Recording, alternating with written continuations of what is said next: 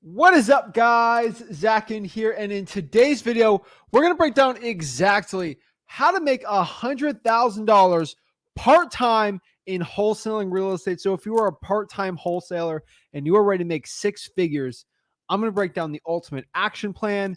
This is like a $500,000 course today, like a mini course today on actually how to start wholesaling real estate part-time when you're broke, you got no money starting out. I'm going to break down your entire options, what to do if you are part-time working 5, 10, 15, 20 hours a week, what you should exactly do for wholesaling real estate success. I'm excited today to break it all down. So before I break it down, before I share it all, do me a big favor and smash that like button, hit that subscribe button, and comment below your questions. I'd love to answer them and help you out become a better wholesaler today. So without further ado, let's get it going. Let's break it all down. And most importantly, let's get jacked up. Woo!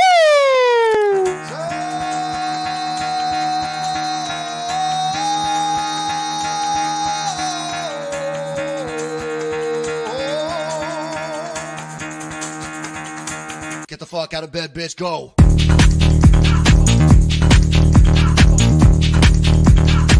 Get up, get the guy go.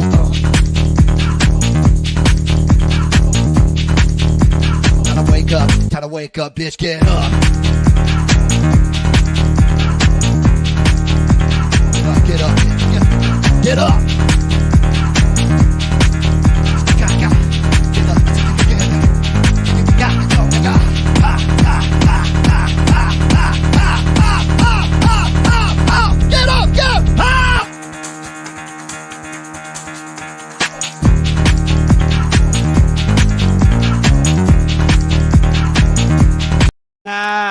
Let's go.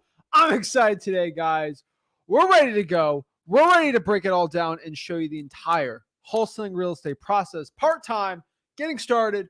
Let's get into it. Let's kind of have a conversation about this and break down how to make $100K a year part-time. Here's my action plan for wholesaling real estate, getting started part-time for success. So without further ado, let's get into it. Let's sort of break this all down. So what we're going to basically break down today is how to make $100,000 a year part-time.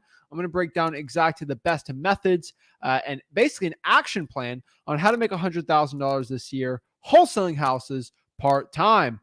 So what is part-time wholesaling? Now, that's the first thing we have to kind of break down today. But like, what is part-time? In my opinion, I feel like part-time wholesaling is between 5 to 10 hours a week. Technically, it can be 20 hours a week if you really want to get in the nitty gritty of it. But I would say 5 to 10 more or less is wholesaling part-time. So 5 to 10, I think is a pretty good breakdown of it, right? So 5 to 10 hours. Now, it can be 5 to 20, right? One thing I do want to say to you guys starting out is you can 100% make six figures this year, like in 6 months, right? Wholesaling houses part-time.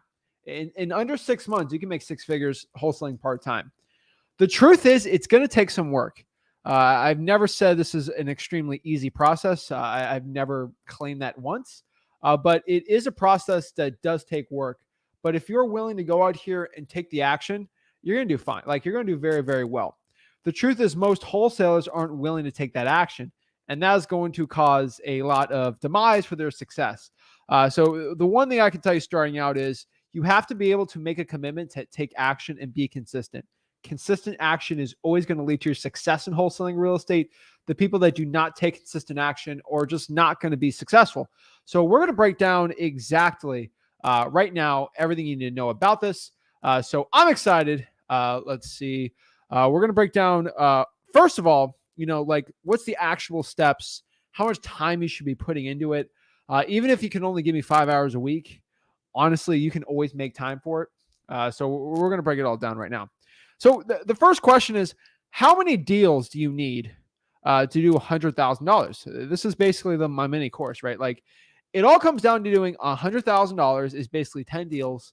So if you're doing 10 deals a year at average 10,000 assignment each deal, that's $100,000. And when you really look at it, that's less than one a month. That's honestly less than one real estate wholesaling deal a month you have to do. It's really not that complicated because all you have to do is do less than one deal per month. That's it. So again, you can 100% make six figures this year by just doing less than one deal per month. It's like everyone thinks it's like this crazy confusing process.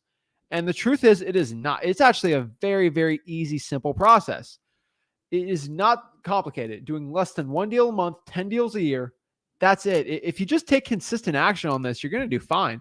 But really, a lot of wholesaling gurus, schmurus, whatever you want to call them, they try to complicate this process so you can buy their simple course that simplifies everything. And the truth is, I'm just giving you what's inside those courses, actually even better.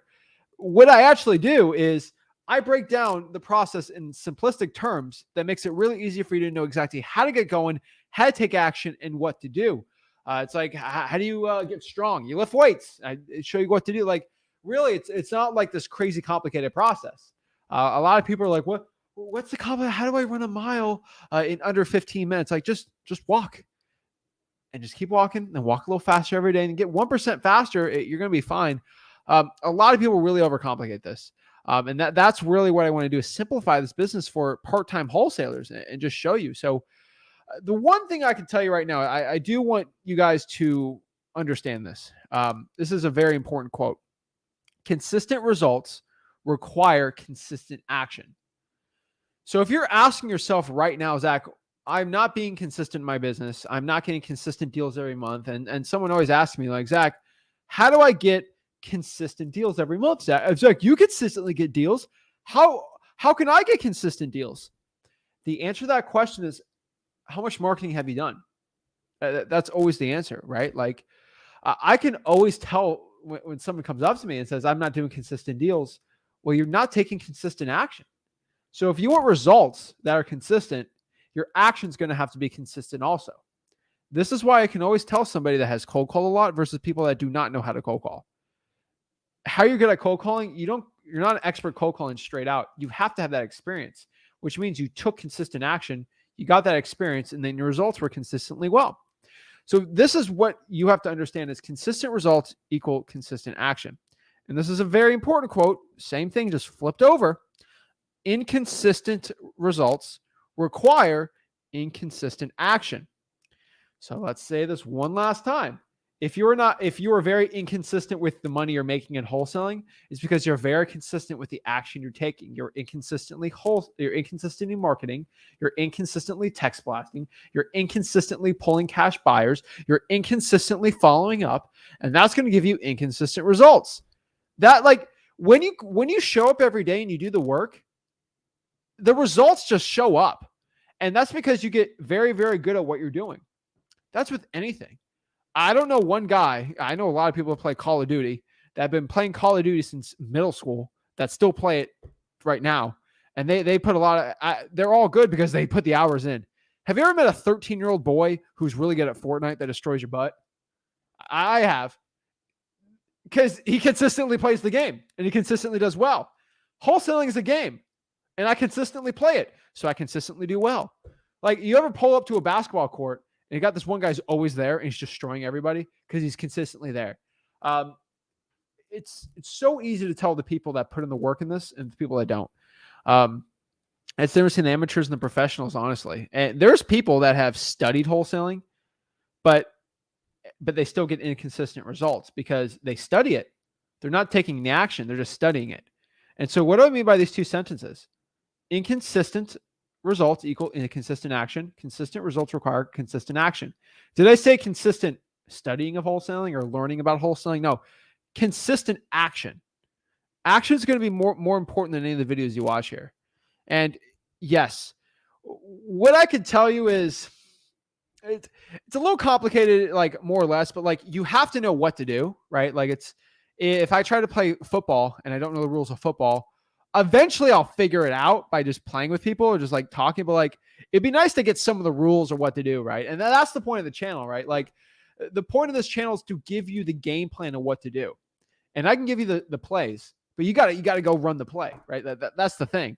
You know, I could tell you what to do. I can give you a recipe and that's basically what I do. I give you the recipe. You have to bake it though, right? If I tell you got to put 4 eggs with the batter, you got to get it. And if you put 2 eggs in there and it tastes terrible, it's up to you because the recipe's right there. You can't mess up a recipe. Like when I make Kraft mac and cheese, I can't mess it up.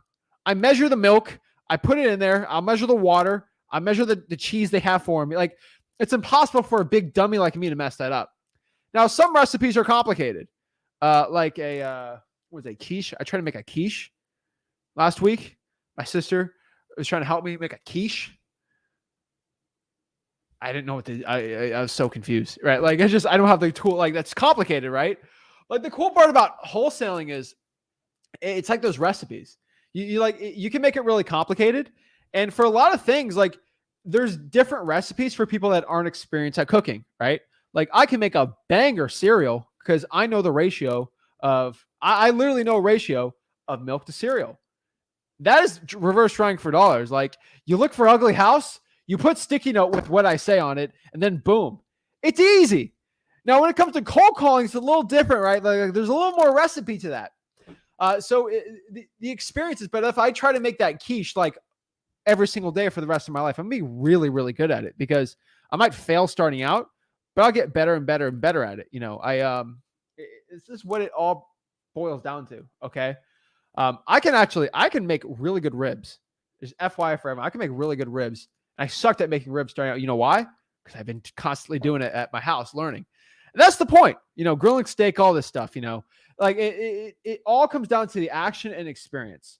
You ever find anybody in life that's good at something? They put in the work. Okay. That is one thing I'm telling you about wholesaling real estate. And I know this is a mindset thing really quick. We're going to get to the action plan. I'm going to give you the recipe for success. But just think about it for a second. Have you ever found somebody that's really good at something that has not put in the work in? There's few exceptions, obviously. The world's tallest man kind of showed up like that, right? But like, you look at elite level gymnasts, you look at elite athletes, you look at grandmaster tennis people, chess players, you look at the best of the best at everything, right? The smartest scientists in the world, they all put in the work. The best doctors, they all like. Life and wholesaling, it's the same thing to a point. The most elite people in anything have to put in the work, and it is not an exception for wholesaling real estate. So if you're looking to get in this part-time, you still got to put in the work to be successful. That is one thing I tell you before you get into the action plan. I can give you this action plan right now. If I tell you to put 4 eggs in the thing and mix it with this thing, and you put 2 eggs, 1 egg, it's going to fail. And you're going to say, Zach, I don't want to use eggs.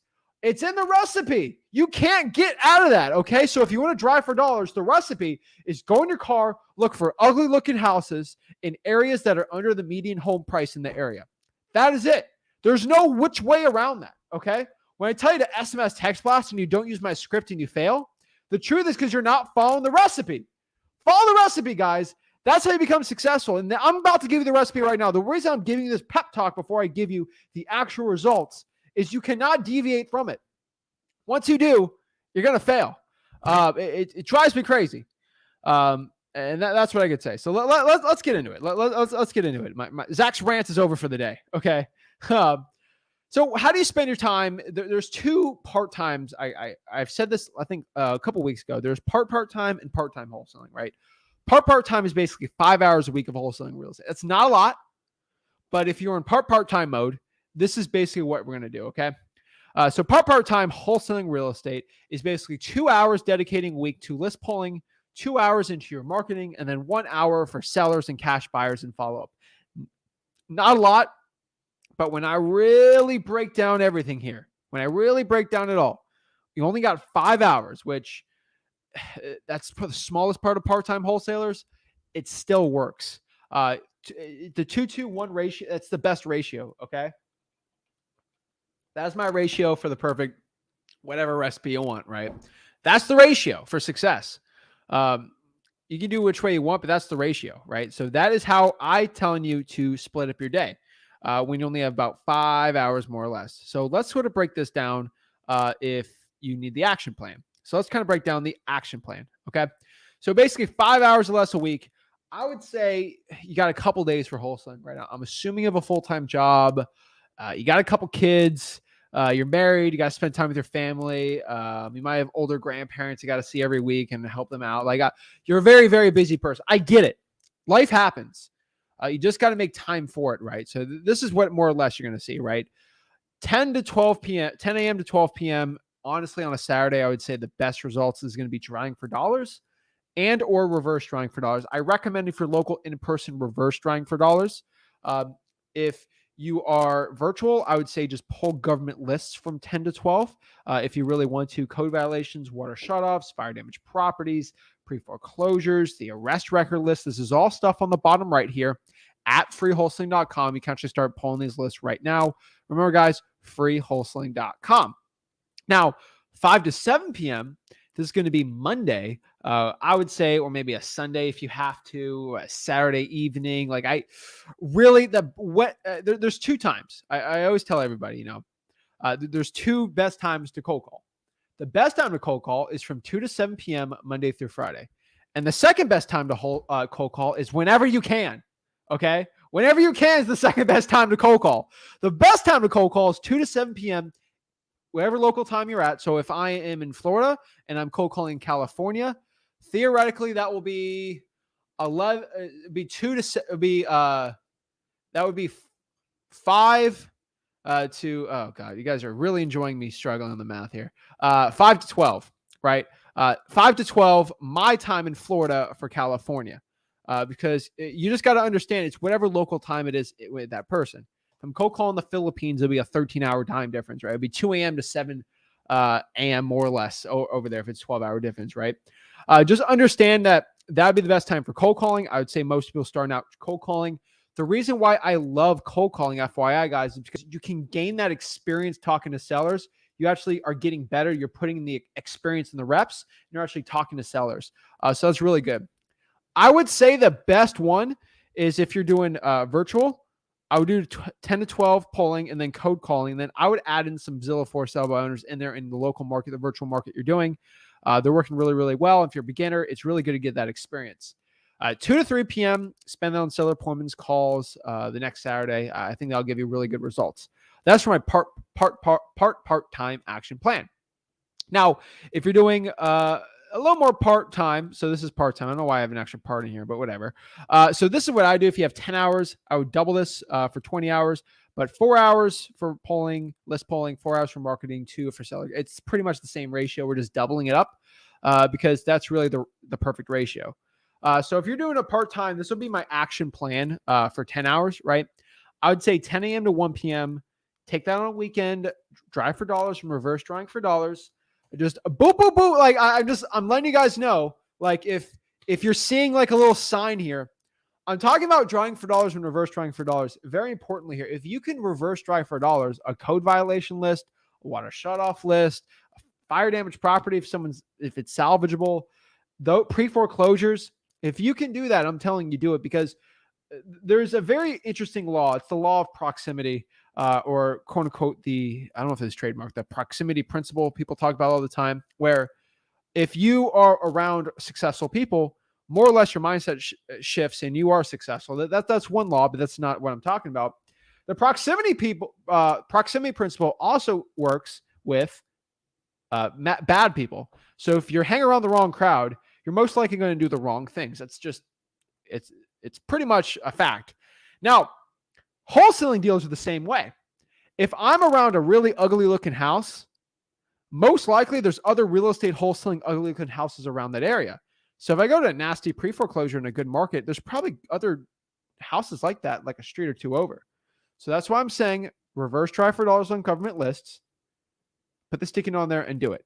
Do not cold call the reverse try for dollars. You just do the sticky note. That's it. That's the point. You save actually a ton of time and money doing it.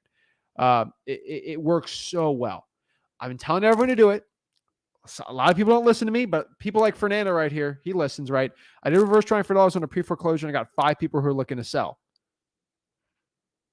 Right? Like it's crazy because every guru doesn't talk about this. This is like doing direct mail, add drawing for dollars, and then add an insane cold calling. And then it's just really quick and easy.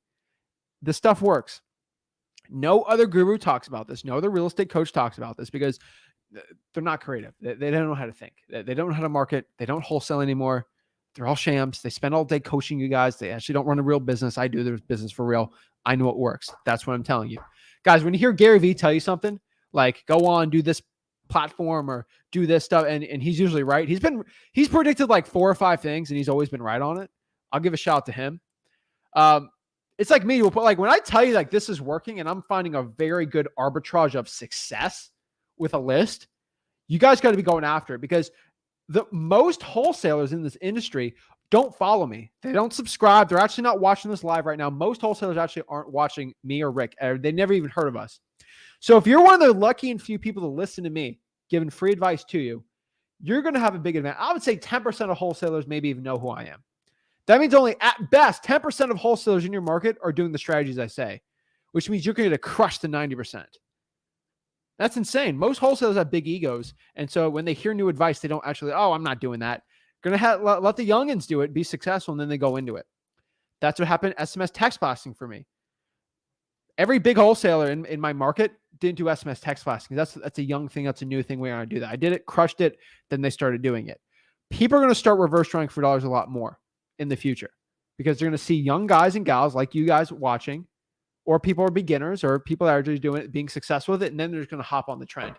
You guys are probably 6 to 12 months early on reverse trying for dollars. And I'm giving everybody right now the key to doing it. If you want to learn how, it's at freewholesaling.com. Some guru's going to make a course on it. What am I going to do? They're going to call it the John method. You know, there's going to be a guy named John or Sam, and they're going to call it the Sam method or the Johnson method. And then they're going to call it that and make it. And then they're going to think it's my own thing, and they're going to try to sue me. Honestly, that's what the gurus do. But I'm just telling you, the reason why I say it on here so everyone does this, when a guru makes a course on it, I have proof that I told everyone to go pull this list. So that's why I always tell everyone. But that's what I'm doing in my business. It works really well. I definitely recommend you guys do that. You do some more cold calling. If you do reverse trying for dollars, I would probably cold call Zillow for sale by owners. I would be cold calling probates. I would be doing some SMS text blasting if I can. You got a 5 to 10. You got a lot of marketing to do. You can, if you are part-time. I'm working on a video right now. I think a lot of people are really going to like on this channel of, on the Zach Ginn YouTube channel, of how to wholesale real estate without cold calling. I know everyone's like, how do I wholesale without cold calling? I kind of broke it down, but like for a lot of the cool part about cold calling, why a lot of people don't like cold calling is because it takes time. So a lot of these strategies actually work really good for the part-time wholesaling. So I sort of explained in that video, bandit signs are really good. Text blasting is really good. Reverse trying for dollars, probate mailers. Like, you can also add these in if you are part-time, you don't have a lot of time on your hands. It's going to work really well for you guys. So I'm always telling people like doing that, 10 to 5, 2 to 4 seller appointments. I think it's going to be pretty good. But yeah, that's what I could say from here. Now, what are some alternate options for you? So I kind of mentioned this again: government lists, cold calling them, probates, water shutoffs, fire damage properties, code violations, tax liens, IRS debt lien lists, credit card debt lien lists. Got probates. Like, I'm a broken record with this stuff. Okay. I think everyone in the comments can know that I have screamed about government lists. I've screamed about reverse drawing for dollars as much as I can. I'm going to keep telling everyone to do it. But like, if you're not doing it now and you've been watching my stuff consistently, you are doing yourself a disservice, and you are just impeding your own success. Like, you're getting in your own way of being successful. Just FYI for everyone watching this, like, you are destroying your own success. You are setting yourself up for failure if you're not doing this. I'm just like, unless you are so filled up with leads, all right? Like, unless you're like some of these guys in the comments that are doing hundreds of thousands a month following us, and you have so many leads that you can't do this tactic, sure, right? But I'd say, so government lists, cold calling them, reverse drawing for dollars, bandit signs, the We Buy Ugly Houses signs. I tell everybody, test bandit signs out. I would say 20% of markets, and that is very generous. Bandit signs are going to work in 20% of markets. So if you go to LA, Inland Empire, it's probably not going to work. But if you're in like Houston, like a suburb of Houston, you're kind of in northern Florida, like Panhandle, like bandit signs can work. Some markets work really well with them. Some aren't. Some are illegal. Some aren't. You have to do your research on it. But like, I was in one of those 20% where it did work, and I made 100K 17 doing it. So like, it's all a chance, but I would tell people to just test it out. Like I see Sean's in the chat below, like he's in San Diego, like probably not going to work too well there. But like, if you're in like, the Southeast, like Alabama, Birmingham, so like That's a really good bandit sign market. I definitely telling most people, test it out. That's one thing. So it says we're having a mic problem on here. So let me test it out. Shouldn't be a mic problem. Maybe I'm screaming too much on this, but let's test it out. Oh, yeah, I see it. I see what you're saying. Let me go test one thing out. All right, we're gonna check one thing out really quick. Let me do this. This might take like 1 second. Hold up.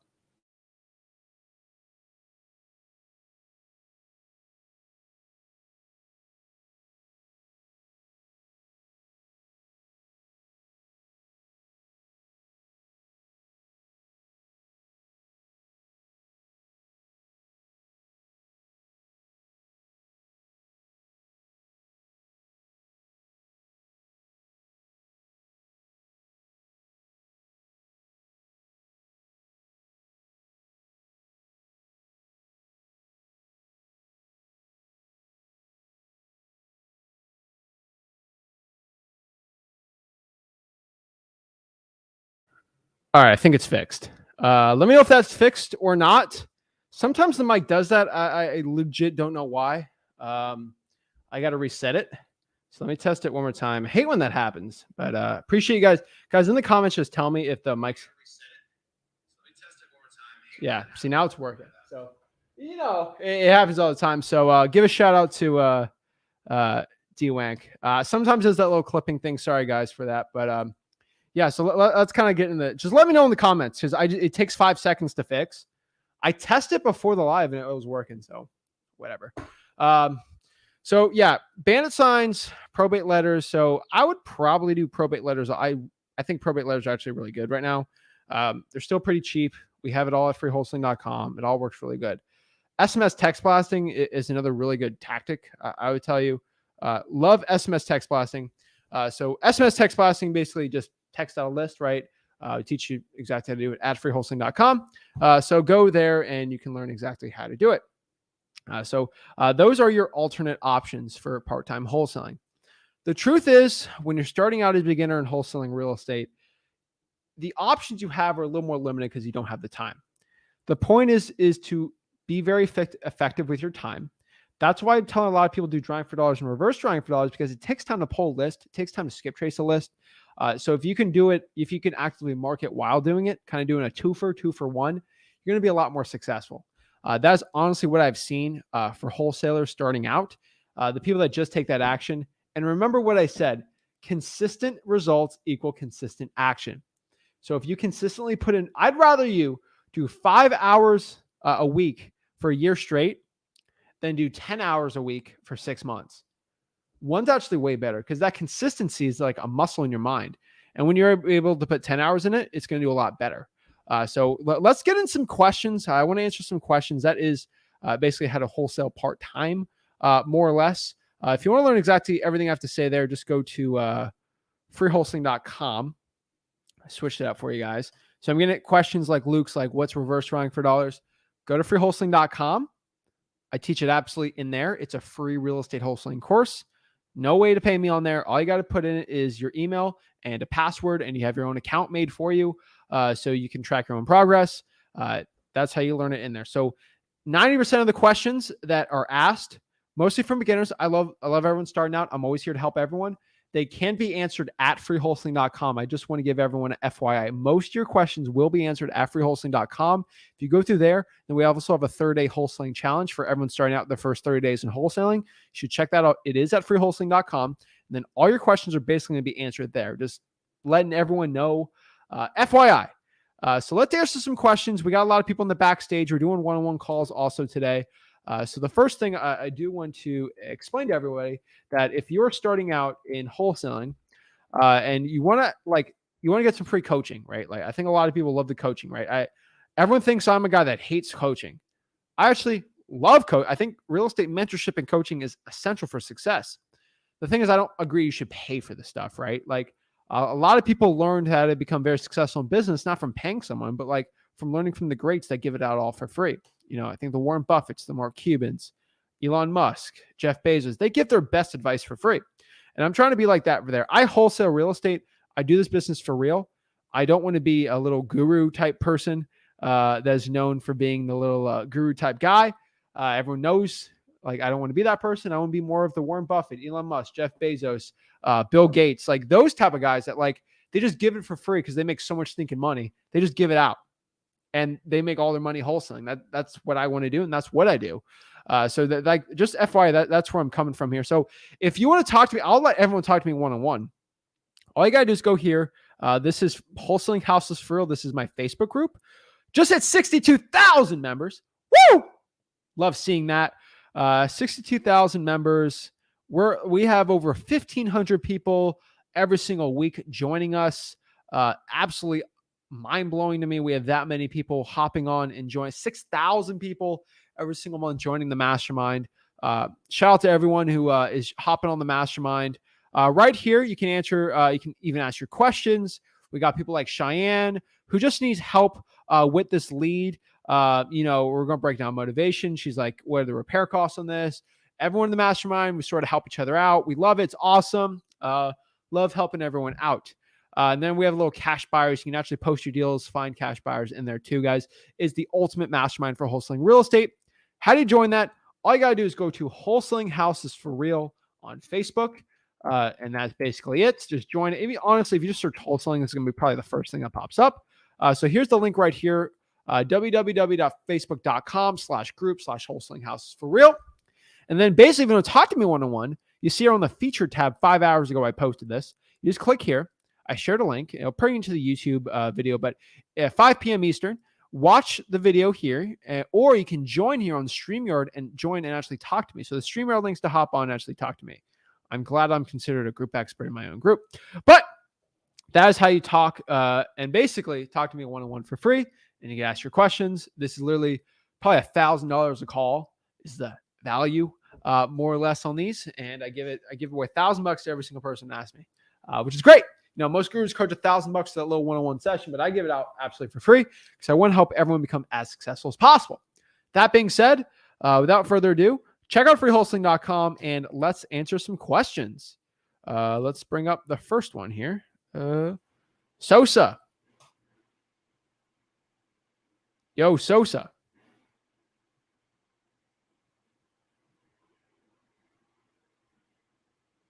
All right. Victor. Yo, Victor. Oof, 0 for 2. Sean. Hey, I'm that guy trying to do it in San Diego. I know. What's up? Not much. I just want to say thank you. I used your contract. I have a property under contract. I'm not sure. So there's a lot of models out there about how to price an ARV for once you have it. Now this is I'm in a high value area for real estate out here. So even the cheapest value. Yeah, well, you know that. I'm joking, man. It's crazy. Yeah. But so like I have a property and I got it for around $600, but ARVs I believe are in the $650 to $800 range. Now I have it priced where I think there's like $120,000 minimum between what I'm asking and the minimum ARV, and I think if it goes up to $800, that's like $170,000 gap, but I'm not getting many bites. So I'm not really sure. I mean, I can't really follow the formula of like 80% of the value because out here, that's just way too much money to ask people to give up. My rule, I've never deviated from it. I even said it yesterday. It's at freewholesaling.com for everyone. There's basically there's 4 multipliers, more or less. Technically 5, but 4. ARV minus repairs multiplied by 70% if ARV is under 120. You're above that. So ARV minus repairs multiply 80% if it's about 120 to 200. It's not perfect, more or less. And then 200 to 250 is 83%. Once you're at 3, 4, 500,000, you're at 85%. That's really like mostly for Inland Empire type guys, San Fran. You're very similar to like San Fran to a point, but not so much so. At 600, 650 ARV, you're probably closer to 85%, pushing 86. And that's on, I'd say 85%. So you need to figure out what the ARV is. If you just, make it look good, and then you multiply the repairs, and that's it. Okay. That's a lot of math for me to do on the spot. So, but I'll try that out. What's the ARV? Oh, the ARV, like I said, it's between 750 and 800. All right, let's do 750. Yeah. How much does it need to get to that 750? If I put on the MLS, it looks beautiful. I can put it on a TV show. How much does it mean? You mean like repair value, repair Yeah. costs? Blue Hammer. I went for everything on Blue Hammer, and it says it's around 92,000 Okay. for like everything brand new because it's from the 1960s. Okay, I'm gonna put 90. Multiply that 85%, you're at 561. So I need to be below that to attract a buyer. If it needs 90, then yes. 90 seems a tad high. Like, does it need a full updating and remodeling? Well, yeah, I mean, it's from 1961, hasn't been touched, but like all the major stuff is still functional, like plumbing, and like, they had the heater furnace like updated. How's the roof? The roof is okay because I have an estimate from a solar company that they tried to get on the property too. So it says 603 if it's 800. More or less, like, is it like a 3.2 or something like that? It's a 3. It's technically a 3 1.5, but the 1.5 is like right there by the master. You can bring the wall out. It's all connected. What? I mean, you got to look at what are just in that area. Like, it's San Diego, bro. Like, Yeah. properties are selling crazy there. Like, what are the 3 1.5 or 3.2s that square foot selling for that are really nice? Pretty That's easy what to I'm figure saying. that out. So there was a 3.2 that sold for 750. But it had a less square footage, and there was a 3.2 that sold for 800, but that had a little bit more square footage. But this one has a better view than all those properties too. Were they built in were they older homes that were built in the 60s? Yeah, but they've been fully renovated. Okay, well, that's perfect. So what's the square footage? Don't tell me the exact one, but like, what's the range? Okay. Between 13 and 15. 1,500. I mean, I think 90 is a little high, and that's good. I think 90 is a little high because Blue Hammer is like you're going through a general contractor, right? If you're being a cash buyer who's going to do it themselves, probably going to be cheaper. I put full remodels on like for 60, 70K at most. And I deal with ugly houses. Like San Diego's labor's more expensive. What is it locked up for? Okay, so it is under contract, so I guess I can tell that, but I have it for 595. Okay. So the good part for you, no one's going to steal your deal because between you and me, millions of houses are in SoCal like that. So like, you're fine. That's why I asked you. So what are cash buyers saying when you're trying to sell? So I mean, they ask me for details, and I don't get much of a response. I have my own separate email account dedicated for this stuff, and I have had a couple people say they just straight up don't deal with wholesalers. So I think they're just angry. But have you? So how many emails have you sent out? A little over a dozen, I think. Wow. What do you do when? I mean, are you calling these people? I have called. So one of the things, other than using the cash buyer master list that you have on the website, which I think people are changing, but I actually just go to Google, and I think that you had that in one of your other videos where you literally just type in, say, how do I sell my house for cash, and then look up all the people who are giving their phone number saying we buy houses for cash, and I've called them. So, have you gone to SoCal Real Estate Investors Network Facebook group? I've looked a bunch of times for once. There's one that's like kind of merged with Riverside. I have gone there. I haven't gotten any bites. I've tried to go into everything I can find for the area. Have you trying to think here. Have you cold called the 4 rents in that zip code? 4 rents? No. Cold call the 4 rents because that might be a good rental.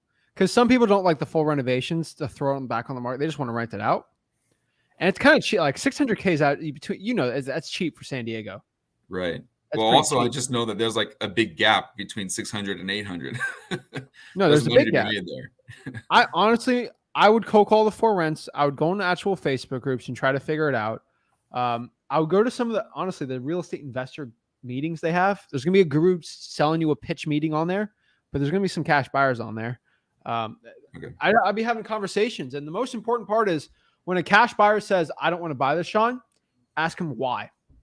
Yeah, they haven't told me that. That's the thing. I haven't, once I give them information, they just ghost me. So I'm like, I can't even get a conversation. Lately, when I make contact after the first like few days of not getting anything back, I've been telling them, hey, just let me know. What do you think about the price? And then they just come back with, oh, well, let me get my guys to run the comps and the numbers and see if we can work something out. And then I just don't hear anything back. Okay. So What I think you need to do, I think you're having quantity and not quality. That's my opinion. I think you need to find the cash buyers for wholesalers. The for rents are going to be really important, but I think you got to go to the real estate groups. That's going to be the easiest, best one. So let's go together. Let's do this together, okay? Okay. Let me go here because San Diego's the easier market. Finding the deal is the hard part. So hold on, give me a second. All right. San Diego real estate. Let's find a deal. All right, let's find a cash buyer. Thanks, man. I appreciate it. You're good. All right. So this is a weird one, but let's try this one. All right. We are in the San Diego Real Estate Friends. So I don't know if this is going to mean anything, but this seems pretty cool, right? So let's go search this. Hold on. Cash buyer. So I'm just going in here. Hold up. All right. Cash buyer. And we're just searching this, right? I'm going to go by most recent. I don't see anything here. At gmail.com.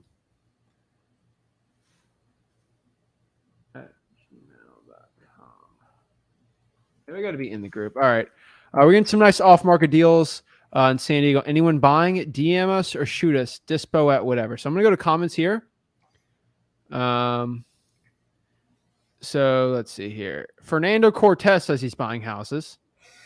So I'm just going to click message and I'm going to slide in those DMs, you know, like, hey. Yeah, I just searched for the San Diego Real Estate Friends. I didn't see anything come. Hey, Fernando. I just want to put like, hey, Fernando, I have a smoking deal in blank zip. I don't know what zip. Don't say it. Yeah.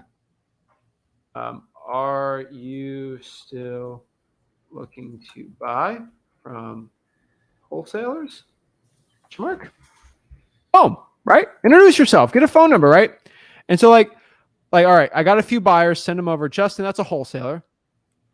What have you got? So maybe Don. He looks like a realtor, but he might be good, right? I'll go message this guy. Let's see. GA Equity. This guy sort of looks like a maybe a hedge fund. He looks younger. I actually messaged him already. What? I actually messaged him already. All right. Carter, Candace Kendall, DME, Sarah Renovate San Diego, right? Like you got a lot of these people. All right. Okay. We don't care about this. All right. Like I just keep going, you know, like I'm looking here. 162 EXP Realty. No. From Canada, contractors, but like, you're just going to keep scrolling here and just look. They're going to pop up. Yeah, I'll look for that for sure.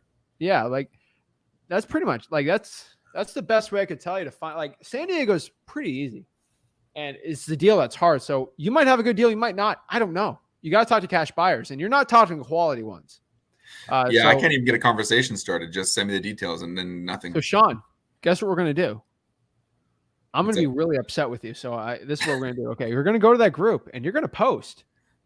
I have a smoking deal in blank zip code. Need to sell it.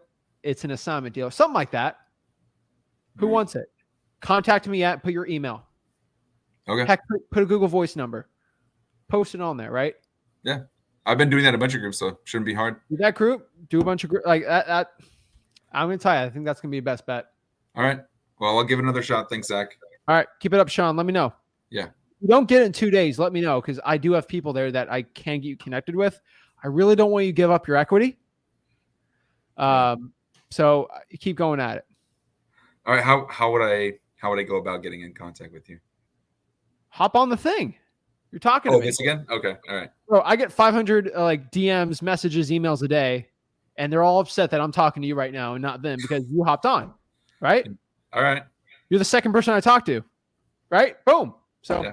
All right. Well, I'll let you know, Zach. All right. Thanks. Thank you. All right. Darren. Yeah. Hello. Can you hear me? Hello. What's up? Can you hear me? I can hear you. All right. Yeah. I mean, I just want to say thank you, man. I just got my first goodness gracious, I got my first deal signed up today. First contract signed. Congrats. Yeah, it's definitely took me some work, but kind of like the last guy that was just on, I kind of had the same thing. Even though I just got it signed this morning, I haven't really had time to reach out to buyers yet. But I kind of wanted to see like, um, did I get it at a right price? Because I feel like I did, but I'm like, man, I didn't really have nobody to double check to see if it was, All right. if it was good. First of all, before you tell me this information, I'm going to tell you questions because I don't want you to give up the deal. There's a lot of people watching this, okay? So, all right. number one, what market is it in? I'm in Baltimore. Baltimore? All right. You'll be fine. So what's the ARV? You'll be fine. What I checked, what I got was about 180. And the repairs? The repairs, just from the sheet that you uploaded on estimates, because I didn't know exactly. I did go in there and check it out. I would say probably about maybe 40 to 50. Okay, we're gonna put 40. We're gonna be nice. And what do you have it locked up for? 80. Okay. It says here 112. If we did 50, so 180, say it needs 55.8. It says 100. Seems good to me, unless your repairs are really off. But 50 on that house seems like you can sell it, man. Seems good to me. Are you actually going to cash buyers for this? I just got him to sign. I just got him to sign the DocuSign this morning. So I just got it done. So I was just got some free time. I wanted to check your video out first, and now I'm like, all right, let me go on Facebook. I was really just listening to what you were saying to the last guy. Let me go on Facebook, try to get some cash buyers, some of the groups, and go on PropStream, pull some cash buyers too. Darren, are you gonna be watching the rest of this video? Yeah, I'm gonna watch the rest of it. Darren, I'm gonna kick you out right now. I want you to hop back in 45 minutes. And I want you to get 10 cash buyers in Baltimore. All right? All right, but let me ask you one more question before you kick me out. All right, go. There's tenants in there. How do I go about doing the rent? That? What's the rent? What they're paying? I believe he said they're paying about 12 or 13 a month. Bro, I think you got a good deal. You get 1,300 in rent. I think that's an easy deal you sell for 100. I think you sell this deal for 100. What is it locked up for again? 80. I got it for 80 this morning. 80. I think you can sell this thing for 100 between you and me. All right. Don't tell anyone. No one's listening. But I think you sell this thing for 100. What I want you to do, if it's got a tenant, freewholesaling.com, we do break down how to deal with tenant properties.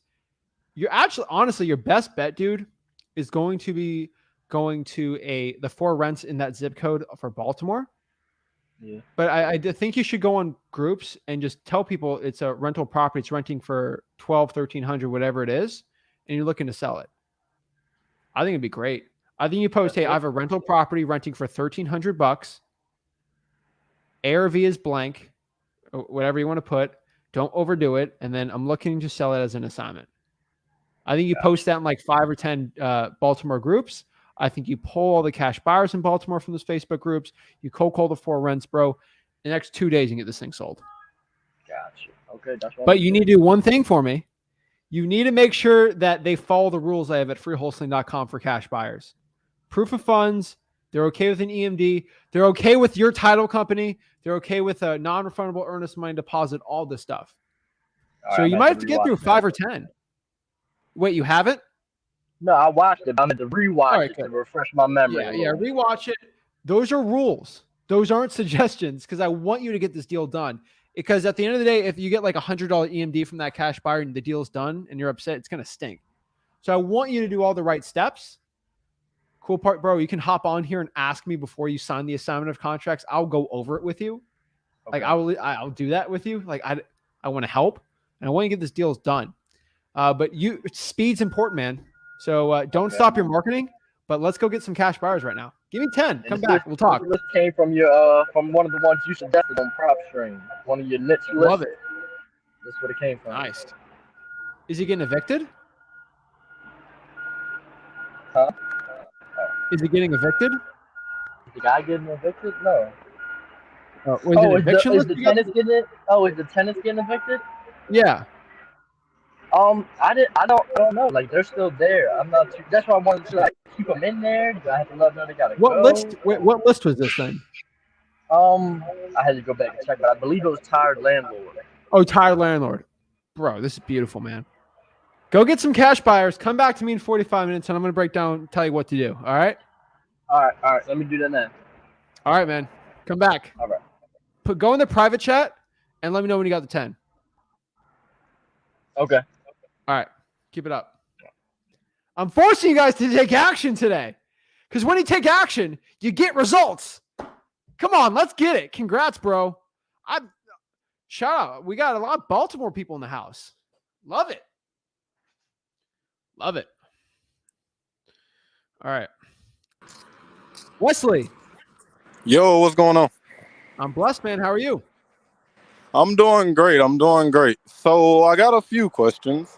You might hear cars because I'm walking around right now. But so the first question is, I was a little confused because I checked my email one day and randomly there was just like a deal sitting there.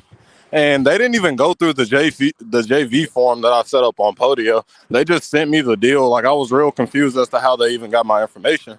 But I was talking to her, and like it wasn't a seller. It was basically another wholesaling company. So I kind of put out the idea of just like JVing with them because I didn't even want them thinking that like, hey, I was going to be the end buyer or anything when I was going to be assigning a contract just like they're trying to do.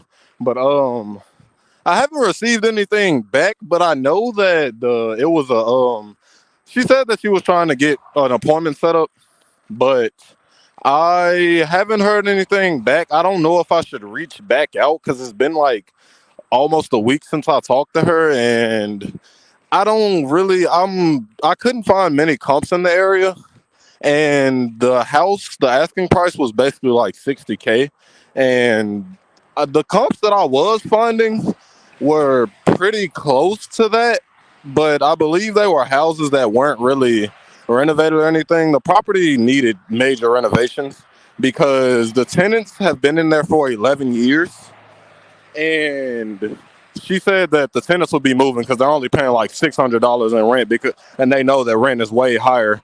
But basically, it's a tired landlord. I don't know how to handle that because it's not really my deal. It's just someone trying to JV with me, but I don't really know if it's even worth trying to JV for. Is it locked? What price is it locked up for? They got it locked for 60, but I couldn't find many comps in the area. And it's probably going to need like a light to average rehab because it has tenants in it. The only reason why nothing has been done is because they've been in there for like 11 straight years. It's up to you, man. Like, between you and me, like, I do a lot of JV deals, and it only works with volume. Like, I'm not here to run around with a team doing $10K a month for JV deals. Like, I got to do 10 to 15 at $10K each for it to even make sense for me to like run a big operation for it. Because the JVs are a lot of work, and you have to have the right system. So, do you have cash buyers for that area? I haven't gotten into getting any cash buyers, but my brother himself is a real estate investor, and I'm also friends with another real estate agent, so it wouldn't be too hard. It's not going to be too hard to get cash buyers. The thing is, though, like I kind of have my own deal to focus on because I'm supposed to be It's crazy because I called Codem. Speaking of that, the JV I wasn't really too worried about, and I don't really care much about it. But Wesley? I mean, they're nice, but it's probably not much to be made because what was that? Wesley, if you don't have any cash buyers, you have nothing to bring to the table for a JV, I probably won't. I'm just telling you. I don't get into a JV unless I know I can sell the deal. Try to send it with your friend, but like I would be focusing on your own wholesaling at this point. That's my opinion. Definitely. That's more advice. what I was thinking. Yeah. Because right now, and then soon after that, another deal came through from like cold calling the code enforcement's list. There was this guy. I actually also followed your advice on leaving a voicemail. He texted back. He was like, I got your voicemail, but it was kind of choppy. So we set up a phone call afterwards. So I was kind of debating on, dang, should I leave voicemails or should I just use my time more wisely? But the voicemails actually worked. He called. Well, he texted. We got on a call. I got his motivation. He's basically just tired. He's owned the property for a few years. He's been doing the work himself. He's a retired firefighter. And he's just like ready to get it over with and get it out of there. So I had a question about that one. So the thing is, His asking price is $55,000 because he says that he owes a mortgage of $45,000, and he just straight up gave me the price. He was like, "If you can bring me 55 grand, whoever." He said that he has a few more deal offers on the table, but you know how sellers are; they'll make their stuff look more appealing than it is. But I looked in the area. The comps were running around between 90, 85 to 120K ish in the area. I ran I did like an average of all of them for per square feet because I couldn't find any 3 1s in the area. It was only 2 1s. The ARV came out to about 106, almost 107,000. He said he's been working on it. The repairs are more than likely around 10K if the person does it themselves, and around 15 to 18 if someone were to bring a company in, I guess like a general contractor. So I did the math, and the MAO was like 66 and he wants 55. I needed to ask the question because he seemed like very, very firm on the 55 because his mortgage was 45. I don't know if that's something I should try and negotiate or just leave it at the 55 because I can make like 10K off the deal. If you make 10K, do it. Always make a win-win with the seller. Always. If even if you're gonna make less and it's what's actually best for the seller, do it. Okay, I got you. I just needed to know because I didn't know if I should negotiate or not. Do it. Because I know. Negotiate Okay, with cool. If you make 10, do it. Okay, cool. Because I know like Stop his overthinking like it, man. set offer. Do it. Okay, I got an appointment to go to Friday. So any pointers on those? I've already sent him. I couldn't get him back on the phone because he's been busy. But I already like sent that. He hasn't responded yet. But I've already sent that conditioning text like, "Hey, I know we're both busy, so I don't really want to spend too much time on this. Will you be able to make a yes or no decision the day of the appointment?" Haven't gotten a response, but I did make sure to condition him first so that we aren't 2 weeks later and now he's just making a decision. Okay, perfect. But yeah, any pointers That's on like pointer. going on appointments and what to look for? Yeah, condition the seller, build a rapport. That's it, man. Like it's all at freewholesaling.com, but like make sure you condition the seller. Go there, be personable, act like you're buying a car to a point, keep it simple, and then get to the close. And there's basically 3 closing lines you can do, right? You can lowball the seller with maybe a good cop, bad cop, dollar bill method, volume method, or get the price out of them, and then get to the point and then get the deal under contract. All right, I got you because I already know like his ideal price, and his ideal price isn't too far from what his mortgage is. So I think 55 is something that we can both settle with because I've looked at it. The MAO at 70% at 0.7 is going to be like 66 after repairs and everything. So it's like a 10, 11K deal that I can make. And I'd be a fool to like try to negotiate 5 more out of it when I can just get it for 10. And I know that the reason he's firm at 55 is because his mortgage is 45. Then do it. Okay, I just needed to get a little clarification on that because it definitely seems like it doesn't definitely, like it is a deal.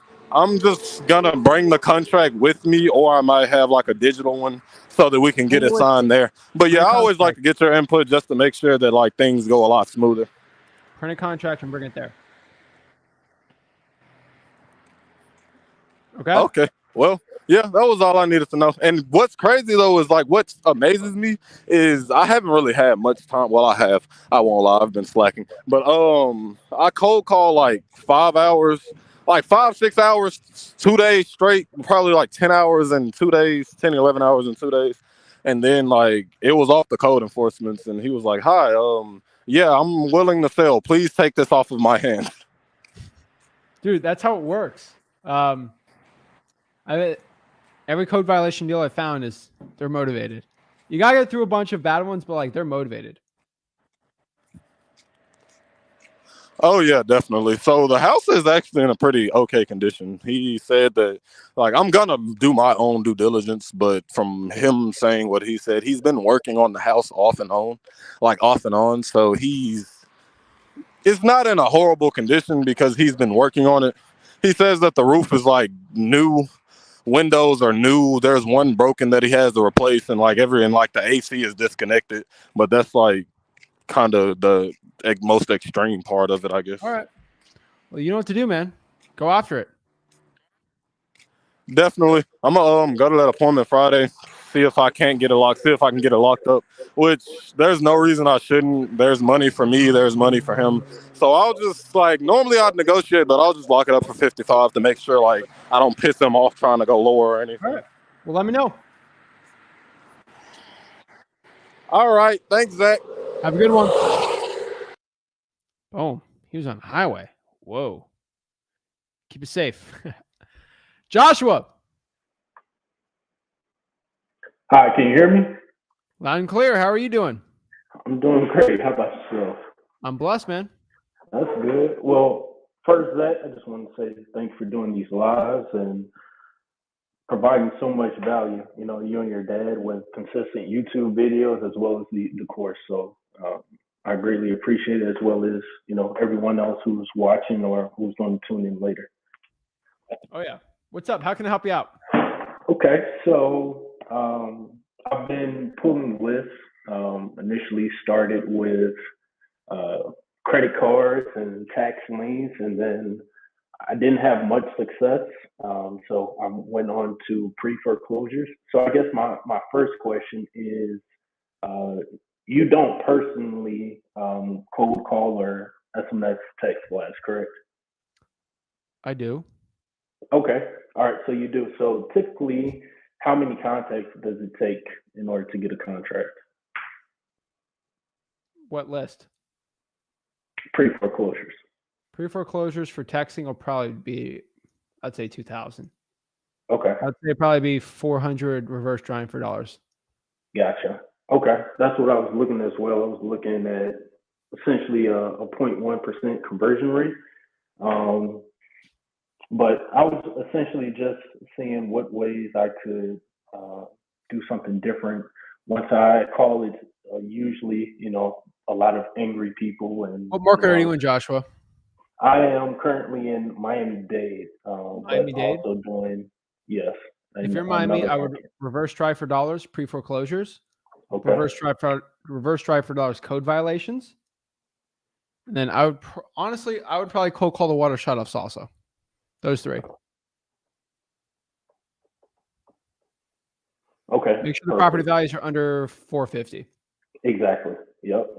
Okay. That's it. So perfect. I've been making about 100 cold calls and 100 SMS text blasts a day, and usually it's, a lot of people are angry that I'm calling. Hey, stop calling. But once I continue to talk to them, they say, what list? This is. I'm sorry. Joshua, what list?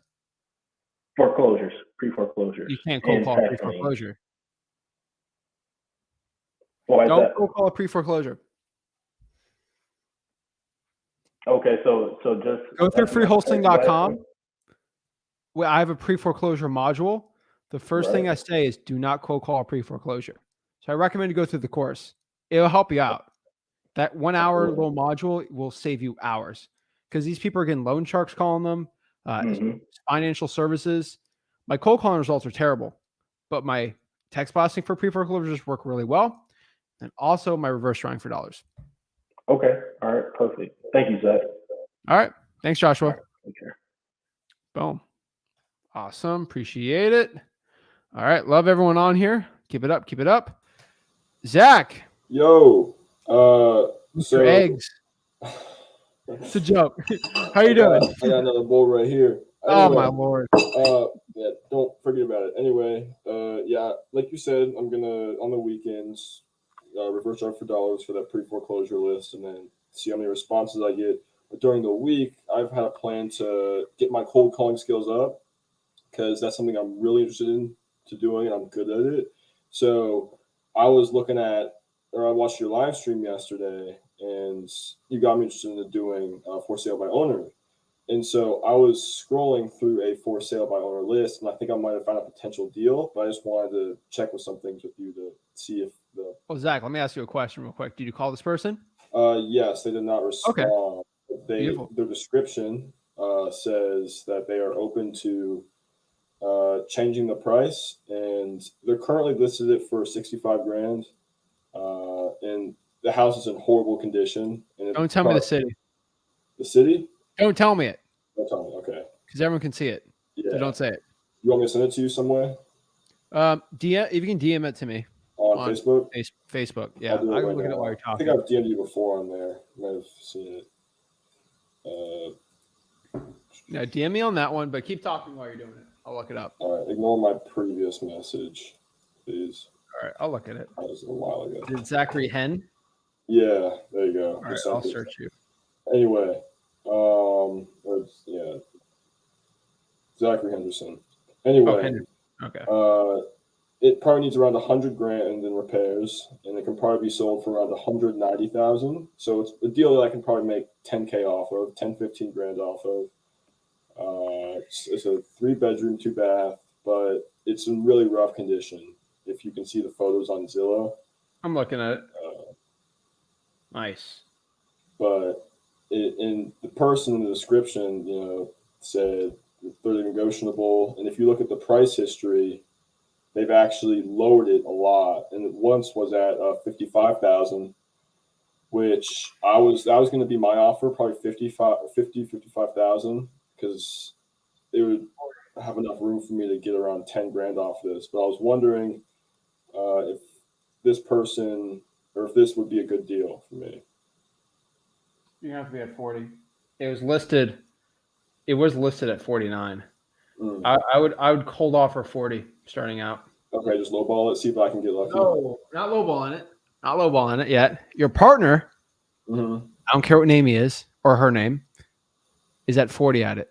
I texted him or her. She's, Zach, I was just talking to my partner John, and he texted me. He's like, he wants to buy this for like 40,000. Okay. I'm not saying a word till I get the reaction, and then I see where you're at. This person seems crazy. It's been listed for a stupid amount. It's been on for 500 days. I'd be at 40. Unfortunately, there are people out here, and you can't get caught up on a deal that is just, they're so crazy in the head that I've seen a lot of those today. They need more pain. Unfortunately, they need more pain. That's where like 100 days, I think that's a really happy median. Once it's over 300 or 400 days, which I'm not hinting at this, but if you're letting it sit for 2 years plus or 3 years, you're just not motivated. You're just not motivated. So I would try to lowball it using a good cop, bad cop, and go from there. I think like my conversation I had, it's like, hey, that's what I can do.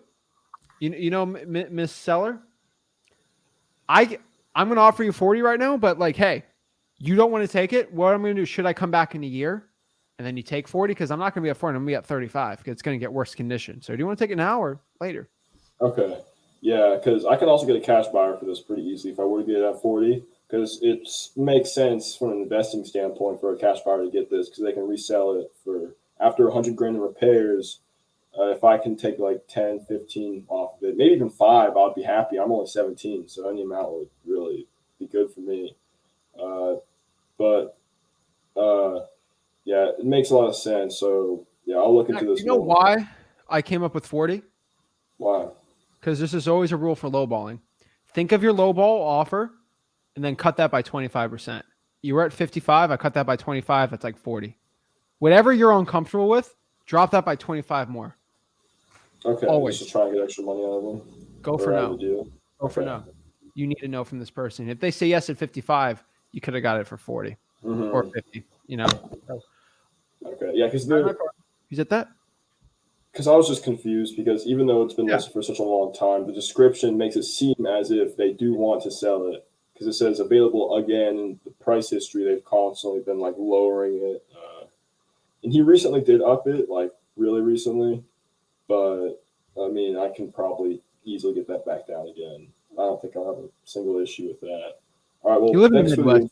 People are crazy. Yeah. So I'll see how it goes. I'll keep you updated next live stream or whatever.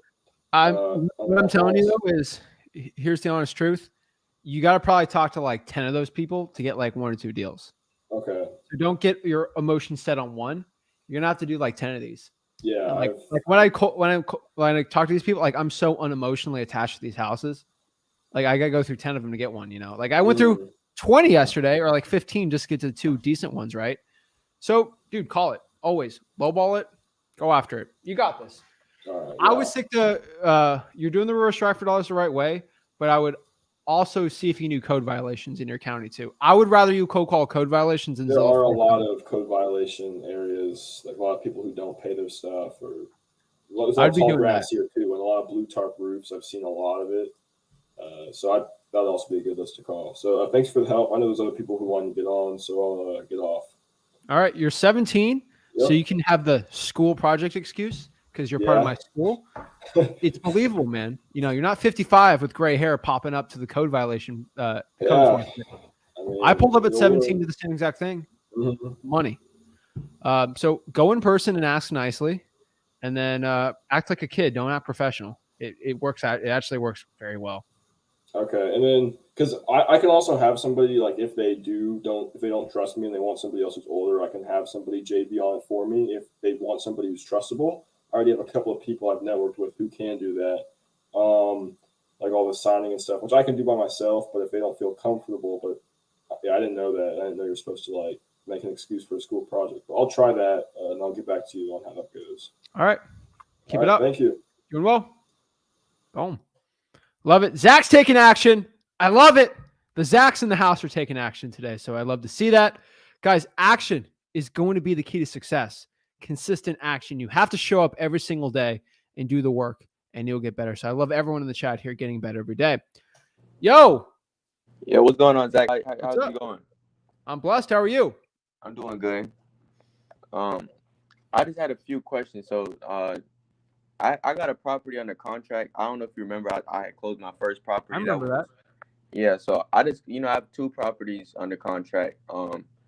I probably will make less on this one. The properties are small and they need a whole bunch of work. So, yeah, so I'm in, the market I'm in, right? Yep. Do you think that I should move markets because? No. You think I should stay? Yeah. I don't know. I just been getting a little discouraged because like the properties that I do come across, most of them I can't even find the owner. It's really hard because a lot of the owners that own these messed up houses are like super old. So it's like, I don't know, like I can't even find them. And then the ones that, the obvious ones, everybody's calling them a million times. Like I feel like it's gone saturated a little bit. Like I don't know. Do you think I should? I don't know. Do you think I should move a little? No. So just keep going. Just keep doing it. Yes, you're in a great market. Okay. Don't blame the market. Blame the marketing. Blame the marketing. Blame the marketing, not the market. Okay. So do you think I should drive for dollars? Because I feel like I drove everywhere in here. Like I feel like do you think I should start targeting like? Have you called the water shutoffs? Nah, I haven't done no government list. Government list. All right. So that's the best part about government list. There's a new one every month. Okay, gotcha. There's always another person that died, right? There's another person that has tall grass. Doesn't stop. Okay. And do you think I should just stay only in this market or? Yes, it's big. Only this? Just target this 10 times? Like go hard on it? Get back to me when you're doing 20 a month, and then we can talk about it. All right? All righty. Well, I appreciate that, Zach. I did not expand until I was doing that consistent deals every month in my market. Okay. All right. Well, I just needed that quick pump, I just been a little discouraged. All right. Keep it up. I appreciate it. Also, have you reverse drove for dollars? Whatever. All right. Reverse drive for dollars, those markets too. That'd be my advice also. All right. Landon. Hey, Zach. Can you hear me? Loud and clear. What's up? Great. So I just recently got into this about a week ago, and I got my first deal signed today, my first contract signed. But I was wondering, just like if I overpaid, just if I signed the contract, I DM'd you on Facebook the listing. It's in California, kind of in the desert type area. Okay. And what city? Yeah, I'm just kind of iffy on that and how to work the that ARV because might it is prepare. zoned for an ADU as well. So I don't know. Landon, what's the MAO? Um,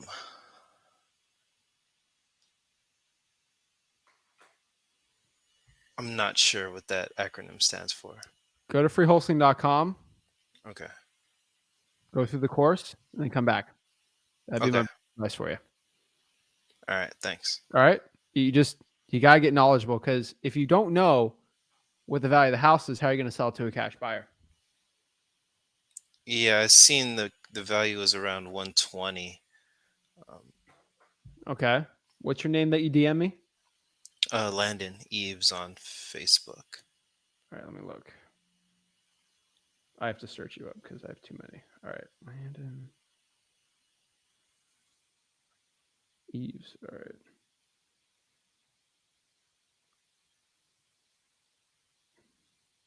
You don't see it? No, hold on. No, I have your.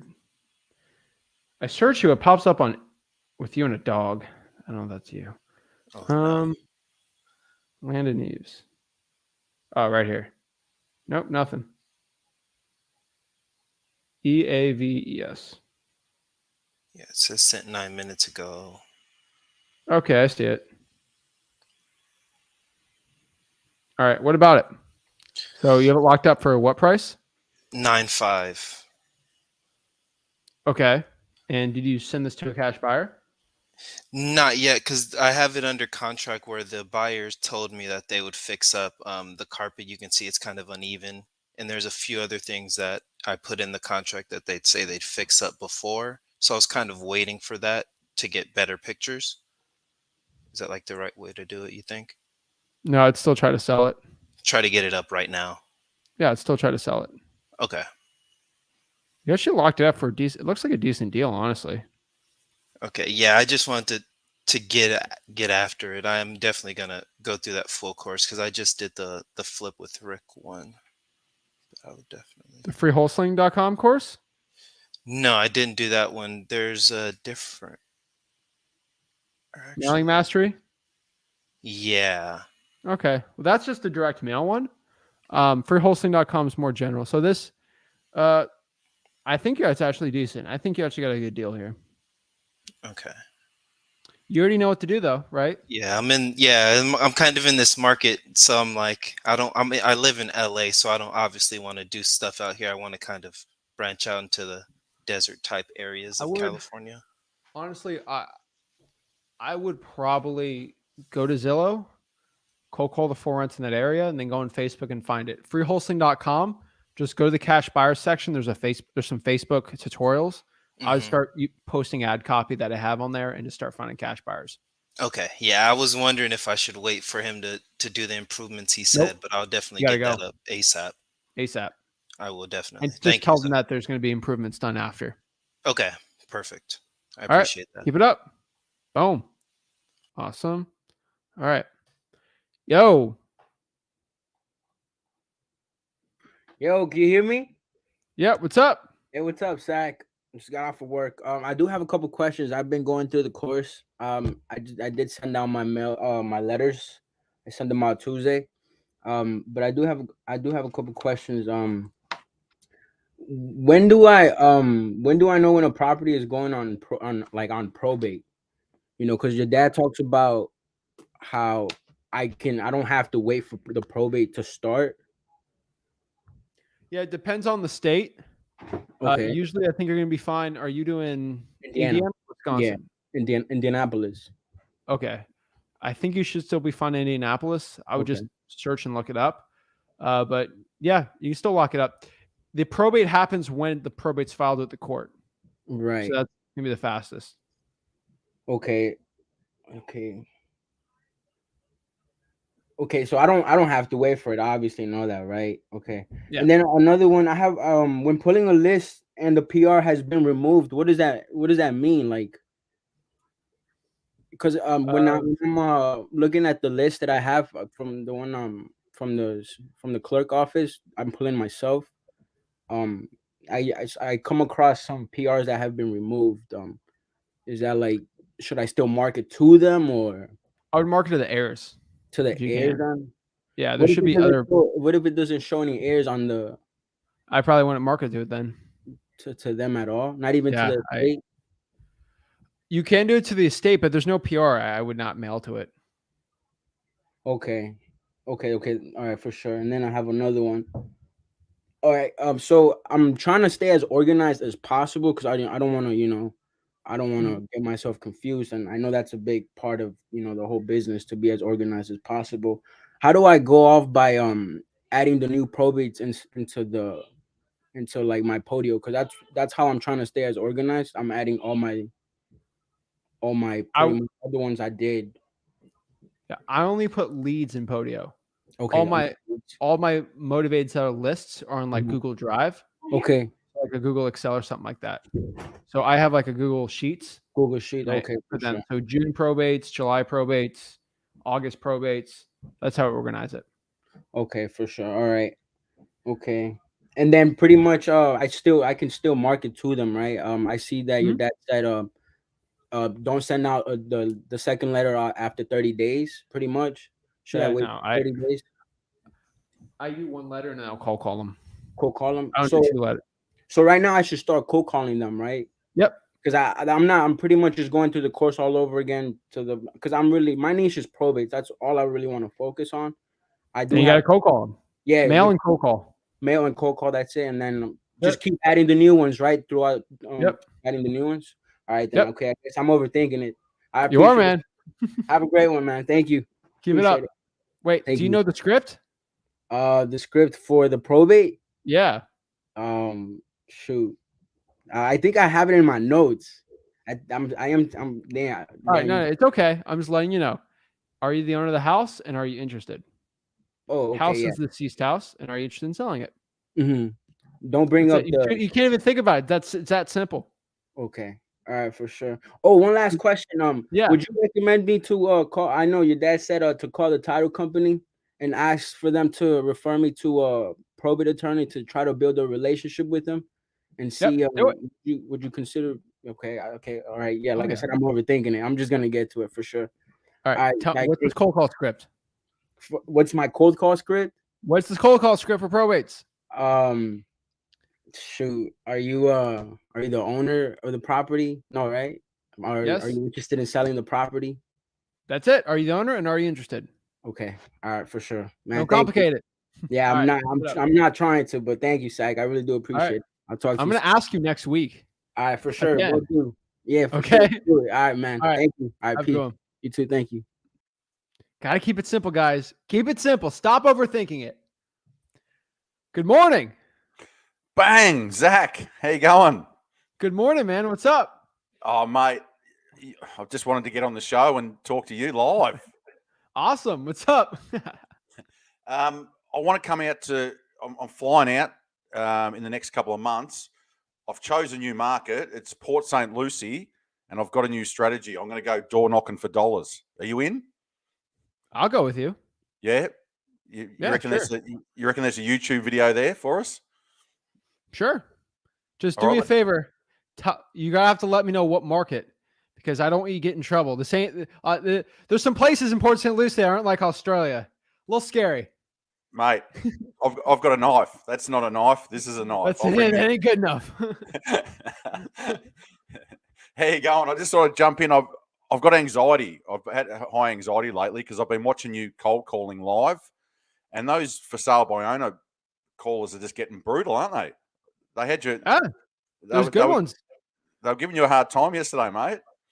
Yeah, I got good. I got a 160K reduction, and then I got a quick 40K reduction on one. That was actually a decent deal. So I got 2 decent deals. Like out of 10, I got 2 good ones. So that's 20%. That's ridiculously well. Yeah, it used to be a really one really good deal every single one I've had for the past month. Yep.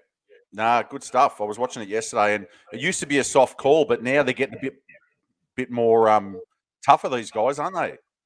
Yeah, but I'm getting a little more tougher too. So yeah, I'm getting better results now. I think I'm getting better at it. I don't know why, but I'm doing well. I'm getting at least one really decent deal every single live I'm doing on it. So it's doing well. Just another footnote. What's wrong with 52-year-old blokes with grey hair? or 55-year-old blokes. What was that before? What's going on there? Well, Is there some, when you go to the government department, when you go to the code enforcement department and you say you're doing it for a school project and you're older, they're gonna look at you like you're trying to make a profit off the list. If you I am come a as a young mature- kid, they're gonna be like, "Oh, this is a kid. Here's the list. I don't care." They're gonna question the older guy because you're not doing this for a school project. That's the I guess point. I'm a mature student. I'm an Australian exchange If student you get coming your out. son to go instead, he have a way better chance of getting the list. Okay, I thought And you he were just doesn't having even to know go. what he's kind of looking for, so it's kind of perfect. He'll kind of pretend like he doesn't know what he's doing, which he might not. Do even better. I just thought you were having to go at older guys like me and Rick. More mature guys. No, All right. you have an advantage talking to sellers. So I just wanted to come on. I've had more luck lately getting into Dustin Poirier's wife's DMs than yours. I've been sending you messages. You got to check your messages, mate. I've got some killer stuff in there for you. And I need a guest in my Facebook group for next month. I reckon you and Rick should be for the mastermind. I reckon you and Rick should be the special guest. What do you reckon? We'll do it. You'll do it. So We'll do check your DMs tomorrow. I'll send you a message. I want to get the father and son team in. I had CC Garland in. I had CC Garland in there talking marketing and stuff last week. So I reckon you guys can. I've chucked a poll in there. It's either going to be acquisitions, dispositions, and you guys cover all bases. So I thought I'm jumping on the show and I'm going to live on air recruit Zach and Rick to come in my Facebook group and be the special guests. It's the last Saturday of the month. Yes, I should do it. Yep. All right, beautiful. I'll get off. I'll get off so I can let all the young talent come on and ask all their questions. But always a pleasure catching up with you, Zach. And I might have to fly you out to Australia one day to fix up my studio. I need some TVs and I'll be in Australia by a couple of years. I'm definitely gonna go there. So yep. No, I need you. But I'm there, so I'll be good. I'm coming out in the next couple of months to the States, and I'm hitting Florida, so I'll hit you up.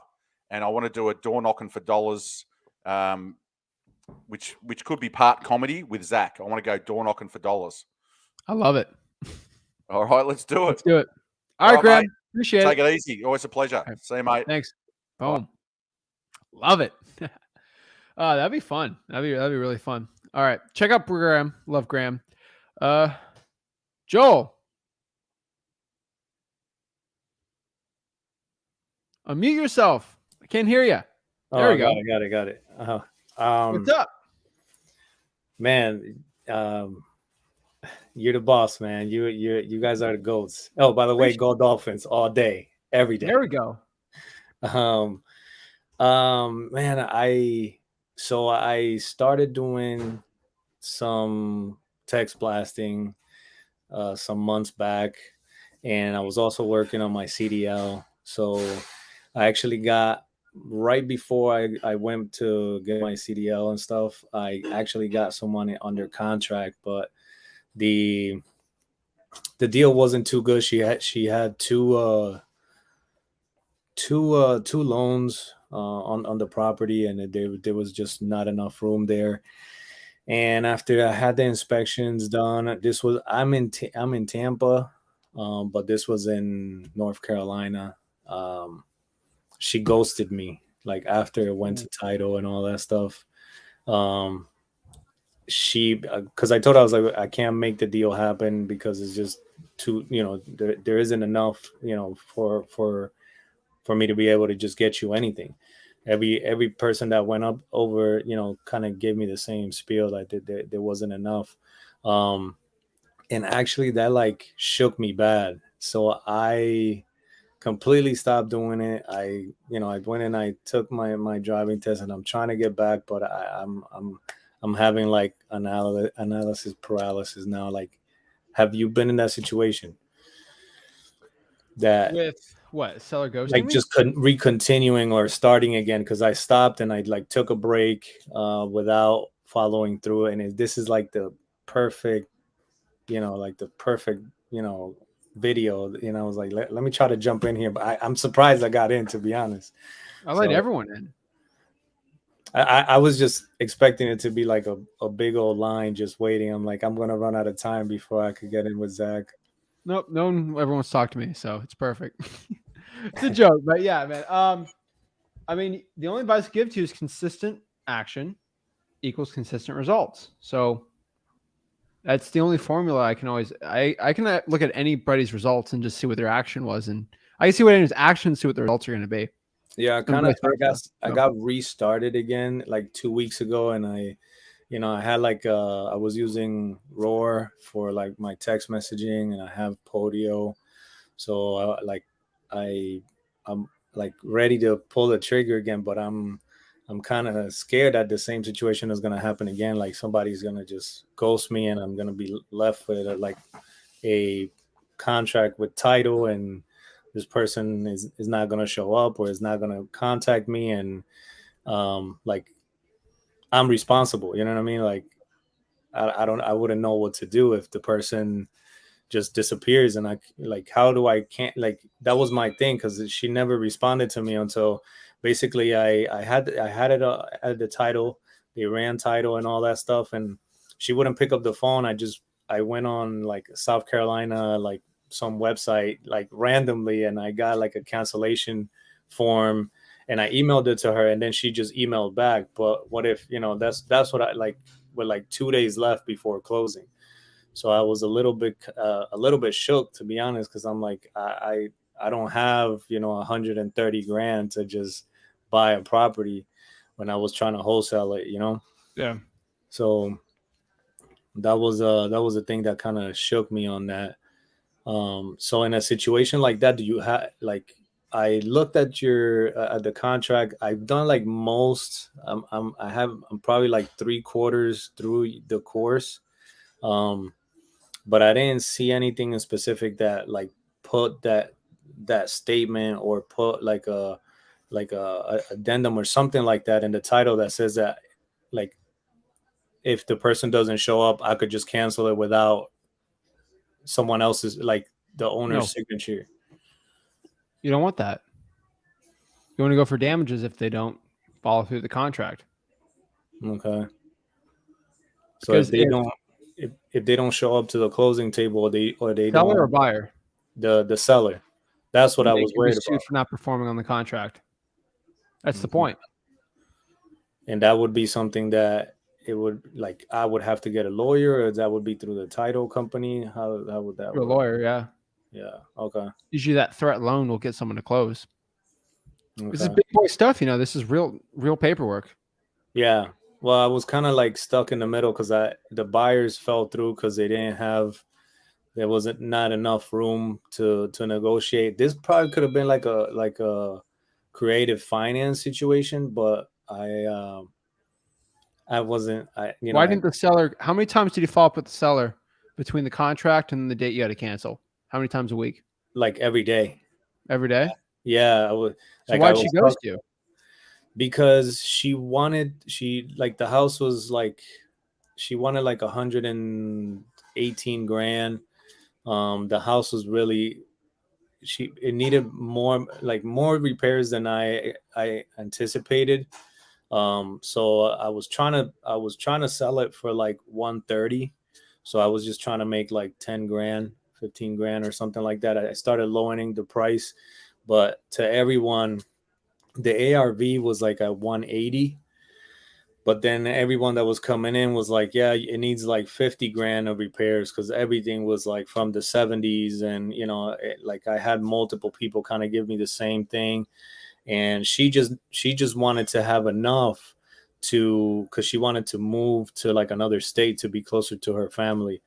So she wanted enough to put down on the next home, but she did a cash out refi on the property. So she had two loans. She had the original loan that her mom had when she gave it to her, and then she refinanced, or like pulled out equity out of the property somehow, to like remodel the kitchen, and she added like a shed in the back with the money. So she had like 60 grand, and then like 30 grand in the second mortgage. So she was super tight, and all the buyers kind of gave me the no because they were too close to the ARV. So that's, I guess she was expecting to get that easy 10 grand, which I told her, I was like, hey, this is really tight. I don't think I don't know how much I'll be able to help you. But when I every day I had like 3 people come in, and every day I kind of talked to her, and I'm like, hey, we're gonna have to keep going down, and she went down some, and I went down some to the buyers, to the cash buyers, but still no one took it. And then she must have been upset, or one of the buyers must have said something to her, or she must have overheard something in one of the inspections, and she just ghosted me. So like the days just kept adding up. I was calling her like every day, and she just like after the 3rd person that went in, and I finally just sent her a document just saying, hey, I want to cancel the contract, and she just she did the e-sign and she signed it back. But that was that's what surprised me, and I've been like super hesitant to go back and try it again. But this has been a good video. Have you ridden a bike? What do you mean? Have you ever ridden a bike before? I ride every day, actually. You remember as a kid, you tried to ride, you fell off. Get back on and keep going. True. Right? Oh, that makes sense. You fell before riding a bike, but you keep doing it. Many times. Right? Yeah. Even now, you probably might fall once or twice, something like a bump or something, right? So like, no, I'm too old. I try to stay safe, but I have plenty of experience riding though. So yeah. Okay, yeah. Right? All right. Yeah, sounds good, man. You know the analogy. Just keep going. Yes, Yeah. And I've been studying hard, man. I work like 11 hours a day, and like in my breaks and stuff, I'm listening to videos, I'm watching your stuff. So, dude, I honestly appreciate it. Like every time I see some other guru, video, I'm like, what's the catch? I know they give you some kind of like half-ass answers, or they give you like half-ass explanations of what's going on. So I appreciate it, man. You guys are awesome. You guys are like the Jordan and Pippen of the wholesaling world. No, we're the Zach and Rick of the wholesaling world. Yeah. But, what I could tell you is make a plan, stick to it. Be consistent. All right, cool. That's it. Appreciate it. All right. Well, hop on tomorrow and let me know what your plan is. All right. Yeah. I need a plan. I need to make a plan. I think I have one. But I'll have it back tomorrow all down. All right. Have it back tomorrow. I'm going to ask you. Cool. All right. Cool. All right. Keep it up. All right. Thanks. All right. Next here, we got Jesus. What's up, man? What's up? With what he was talking about, isn't the inspector contingency what it's for? Yes, it's for the wholesaler to get out of the deal. Yeah, so wasn't that like his problem? Like he was afraid of like it's like them not showing up. Like so I think it was just the seller. Oh, all right. Anyways, so I have a few questions that I want to ask. My bad. Of course. So what would be a good way of building a good relationship with a money lender, like to get the proof of funds? So I would say just asking for it. I mean, the best way to create a relationship with somebody is by providing value, right? Yeah. So I would provide value, explain how you guys can make money together. I would use a cash buyer's proof of funds instead, though. Yeah, for sure. Okay then. Oh yeah. Okay, then I got the answer.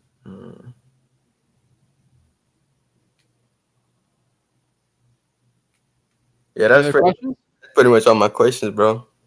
All right. Yeah. So let me know if you need help with anything. I'm always here to help. Yeah, I'll watch all your videos. I will. All right. We'll keep it up. Thank you. Thank you. All right. Sosa. Hey, Zach, how it going? All right. What's up? You're back. All right. man. I tried hopping on first, man. All right, no big deal. Yes, all right. As long as I get the pay that 5,000 to talk to you. Perfect, man. What's up? How can I help you out? Yeah, so I went down there to the mail. I told you I had the code violation meeting. I went down there to the code enforcement, and so he said everything is digital. The only way that I can get the code only way I can get the code is if I basically ask about a property and they can look it up. He gave me something else like a chronic list or something like that. And remember I told you about the demolition list? I'm gonna go ahead and do what you said and track them, but I only got probably like like 37 altogether, something like that. So what I'm gonna ask you is, so what is my and and and that was the top guy. That was the supervision dude over the code enforcement who told me that. So now what would be my route of getting it now? And he told me that there's no way he can get it for me unless I act. I mean, For unless code I for notify. code enforcement, right? Yeah, they don't do mobile in their city, period. So there's no mobile I can get. It's pretty easy. You got to do a FOIA request. And who would I send that to? Code enforcement, a Freedom of Information Act request. But I want you to be sly about it. You're probably to go again and ask, who do I send the Freedom of Information request for all the open code violations for the past month? By just saying that to the manager, you might just get the list right there. All right, so I have to well, I'll call tomorrow and say that. And so you will probably say the To same the manager, not the clerk. The clerk's going to scoff at you like, "Oh, you do it." The manager's going to be like, "Oh," because they actually know what's up. All right, and so I should do the same thing because as soon as I left there, I went to the county of utilities, and I did the same thing. She told me she had people come in there ask the same question. She told me it's private information, and she said that she even asked her attorney, and it's basically private information. I told her that I'm a taxpaying citizen. It's public records. Public information. She said no, it's not. It's on private accounts with the customers. If someone to come and ask about their neighbors, they wouldn't give it out. I'm not asking for the neighbors. I know they is. All I need is the addresses. She said we don't get it out. We have people come in and ask these same questions, and that's what made her ask the attorney. And this was the lady at the desk that when they got the person in the back, I guess was on top of her. FOIA. And then they have to give you the law that says they can't give it to you, which they won't find. All right. That's it. Unfortunately, it's come to that. Yeah. All right. I have another question. I know. I think that's, yeah. What's the other question? I'm trying to think. Oh no, I ain't gonna hold it up. I'll let somebody else get on, but I'm gonna go ahead and let me know. Let me know Yeah. if you got a question. All right. All right. Thank you. All right. Boom. And Victor, are you back? Yes, sir. All right. What's up? How can I help you out? Yo, how you doing? I'm blessed. How are you? Yeah, just a couple things. Oh, dude, same here, man. Same here, man. I mean, you see that picture of that baby there? That's beautiful. That's all the blessings I got there. I mean, it's awesome, man. Yeah. So I'm working on a deal with a realtor on a on-market mobile home. I'm in the Inland Empire market, and I don't. Just kind of want your thoughts on this one. So the mobile home is on a 10,000 square foot lot. It's a 3-2 with an extra permitted room, and it's going for $299. That's the listing price. I think that might be kind of high for that. I think it could be the mobile home itself wasn't in bad shape. I mean, thinking probably 20 grand to, fix it up, which would make it 320 after, repair. Yeah, I don't know. I mean, like, what are your thoughts on that?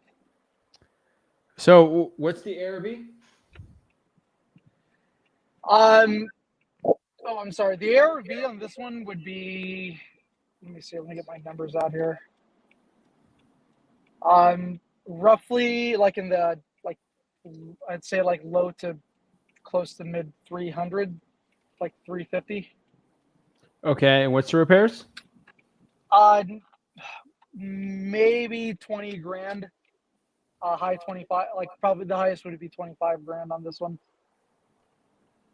Okay. And was it locked up for? It's. I haven't gotten on contract yet. I'm trying to kind of figure out the numbers on this one. I mean, do you think 299 is high for a listing price? Yeah, it says 269 here would be your MAO. If your 20K seems very low for repairs. What's the square footage? The square footage of the actual mobile home is 1050, and the lot that it sits on is at 9.5, 9,500 square. Yeah, 9,500 square feet. Is it a FISBO? No, this is on market. So honestly, like if you go through freewholesaling.com, I have a very solid rule on MLS listed houses that you have to offer hundreds of offers and they all have to be 75% off the listing price. Okay. Because when they counter, they're going to counter back. Yeah. Yeah. Got it. Right? So 75% off of that. And you're probably going to have to offer 50 of those to even get a deal. So that's how to wholesale on the MLS. Got it. Yeah. From the realtor that I'm talking to, he was saying that, or she was saying that the owner was hoping to get 100,000 back, but I'm like, yeah, probably not. It's probably not gonna happen. I'm hoping to get locked up for 100 grand. We're both hoping. So. True. Okay. Alrighty. Yeah, that's my advice for that. Okay. And then second quick question. So what would be some options for a potential seller that is looking to, I guess, stay in their house? So they're not getting kicked out yet. The tenant or the owner? It's a tenant. Okay. And they're looking. They really want to stay in this house that they've got, and again, this is in the SoCal Inland Empire market. And I'm still getting information on in terms like what like the payoff amount, if it, how much they owe, or like what the well, sorry, can you hear me? I can hear you. Okay, sorry, it was kind of getting all laggy there for a second. Yeah, are there any like options, like creative type financing options that a tenant can do in that case if they're getting threatened to get kicked out of their house? No. No, If they're a nothing? tenant, why would you want to help them out in that situation? Unless they're going to buy it or creatively buy it themselves. I don't know. I mean, I don't work for free. Yeah. Yeah,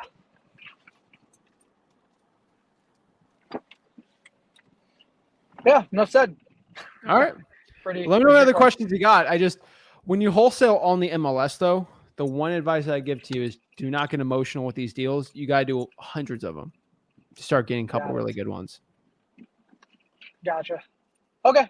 And you don't have to cold Makes call sense, each one. You can just send contracts. Really? Yep. Oh, Go through the MLS course at freewholesaling.com. Okay, will do. All right. Boom. Awesome. Thank you, Zach. Appreciate it. Thanks, Victor. Awesome. So if you guys got deals you want to send me, remember, guys, just go to www.flipwithrick.com/JV with me. If you got a deal you want to JV with me, send it there. I think the link's below there. But and the link is at freewholesaling.com. So again, everyone's like, Zach, how does somebody talking to you? Oh, does Zach specially pick the people? No, guys, wholesaling house is for real. The link to the streamer is on here, and you can talk to me. That's the best way. Deb. Oh, Deb left. Jay. What's going on, Zach? What's going on? What's up? Hey, got a question for you. All right, what's up? So I've been so for the last, the first day I started cold calling was literally on my birthday, which was like the 24th. So like a week and a half ago or something. So the entire time I've been focusing on FSBOs, for sale by owners. What I find myself doing is that I do spend a lot more time comping properties than actually calling people, because I want to make sure, because the last time you and I spoke, you asked me what the ARV was, and I didn't know because I didn't do my due diligence first. So before even calling a property, I usually find some comps so that I can get an idea of what the ARV is. That way I can get a number to be able to present to that seller. So the issue that I'm having with these comps is, I remember watching, because I go back to some of your videos like months before, even years prior. And I noticed that one of the rules is to find out if whether or not the property is in the same subdivision. How do I know if a property is in the same subdivision as the other comps? Because I'm not. All right, Jay, I gotta stop you right here. Do you watch basketball? Mm-hmm. I love basketball. Who's your favorite team? Honestly, the Sixers. Sixers. Mm-hmm. Oh God. Okay. All right. So, all right. So, like, how boring would the Sixers be if there's no shot clock, like college basketball? Put like a 50-second shot clock. James Harden's just gonna be holding that ball all day. It'd be boring. He'd be dribbling around all day. The problem is, it's like that. You need a shot clock for doing your ARV. If you spend 3 minutes dribbling the ball, it's gonna be like 20-10 the score of the game. It's gonna be boring, right? You need to be put on a shot clock, because you're not scoring as much because you're taking too much time before you shoot. Right. You need a 24-second shot clock, okay? Right. So you need to make a guesstimate, like a quick guesstimate of the ARV. You talk to them and get the repairs while you're doing it, more or less. Unfortunately, like, you just got to lowball them to a point. Mm-hmm. And like, when you see my Zillow for sale by owners, the cool part about that is you're going to be able, with a shorter shot clock, you're going to take more shots. Guess what happens when you take more shots? More are going to go in. So every shot your field goal percentage might be lower, but you're going to score more points. So you need to spend less time doing that. Okay. Because you're going to be able to talk to 50 sellers and make 50 offers versus only doing 20 offers. And you're going to make more money doing that. If you think of an uncomfortable low ball offer, and you do a good cop, bad cop with that. Hey, my partner Zach said, boom. Where are you at? Okay. So just shoot like a low ball offer. So like, if I see it for sale by owner and his asking price is, let's say, like 90,000, do I just like offer? Have a conversation first. Mm-hmm. Watch how I do my FSBOs. Tell me a little bit about the property. Why has it been listed for over 130 days? Mm-hmm. Why would he be even looking to sell this house? Right. And those are the questions I do ask. Yep. You can't go straight in the low ball. Like, you got to have some conversations, right? Is this a rental? You just have a general chit chat and then get into it. Because like half the time, I'm not, and I don't know if this is a good thing or a bad thing, but like half the time I don't even really, sometimes I throw the offer out there. I mean, I let them know where I'm at, but I don't really say like, hey, this is my offer. I usually say, hey, this is kind of where I'm at. Depending on what they say. Good cop, bad cop. You have to have an excuse of your low ball. Don't put the badness on you. Make me the bad cop. Okay. Okay. All right, I got you.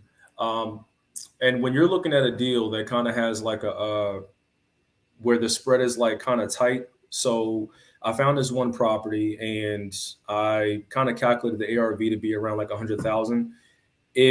Its closest comp was a little bit kind of like down the street from where the subject property is, and it's the best comp that I see in that area. So I did the ARV of 100,000.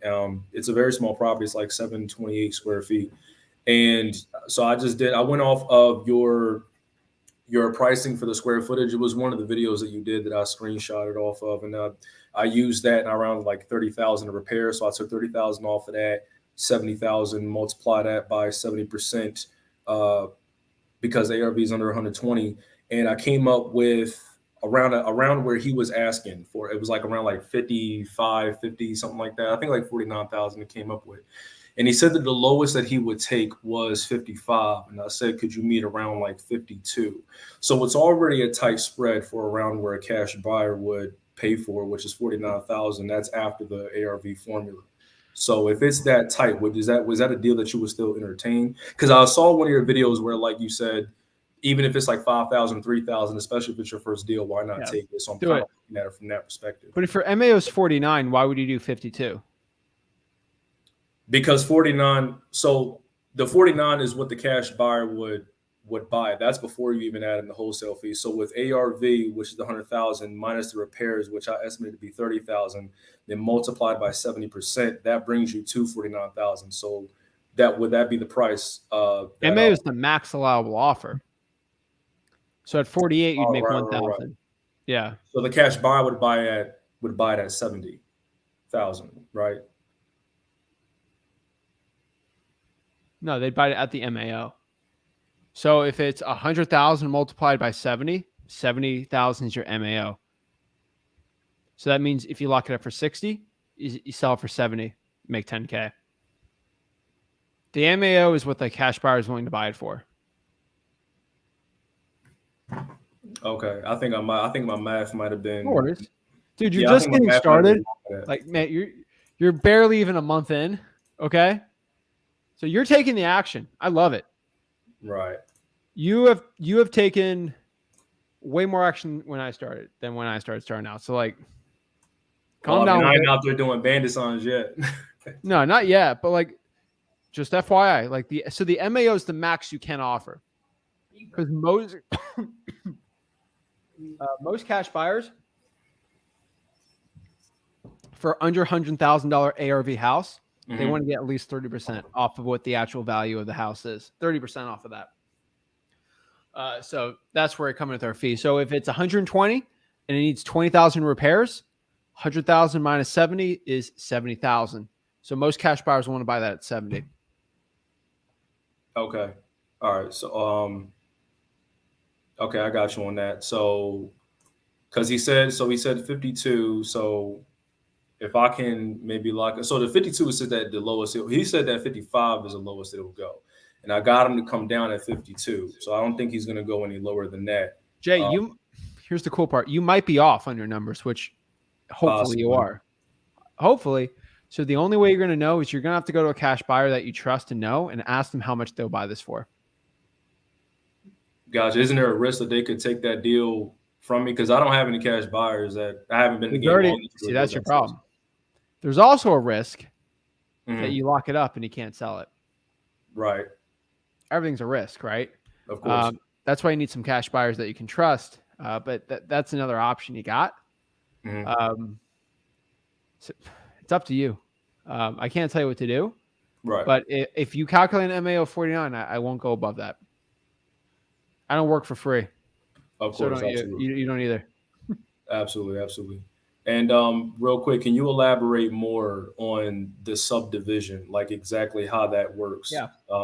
So when you're actually looking at comps, how do you know whether or not the property is in the same subdivision? Because I just got my PropStream back. PropStream is the only thing that will tell me, from my experience so far, is the only thing that told me the subdivision the property is in.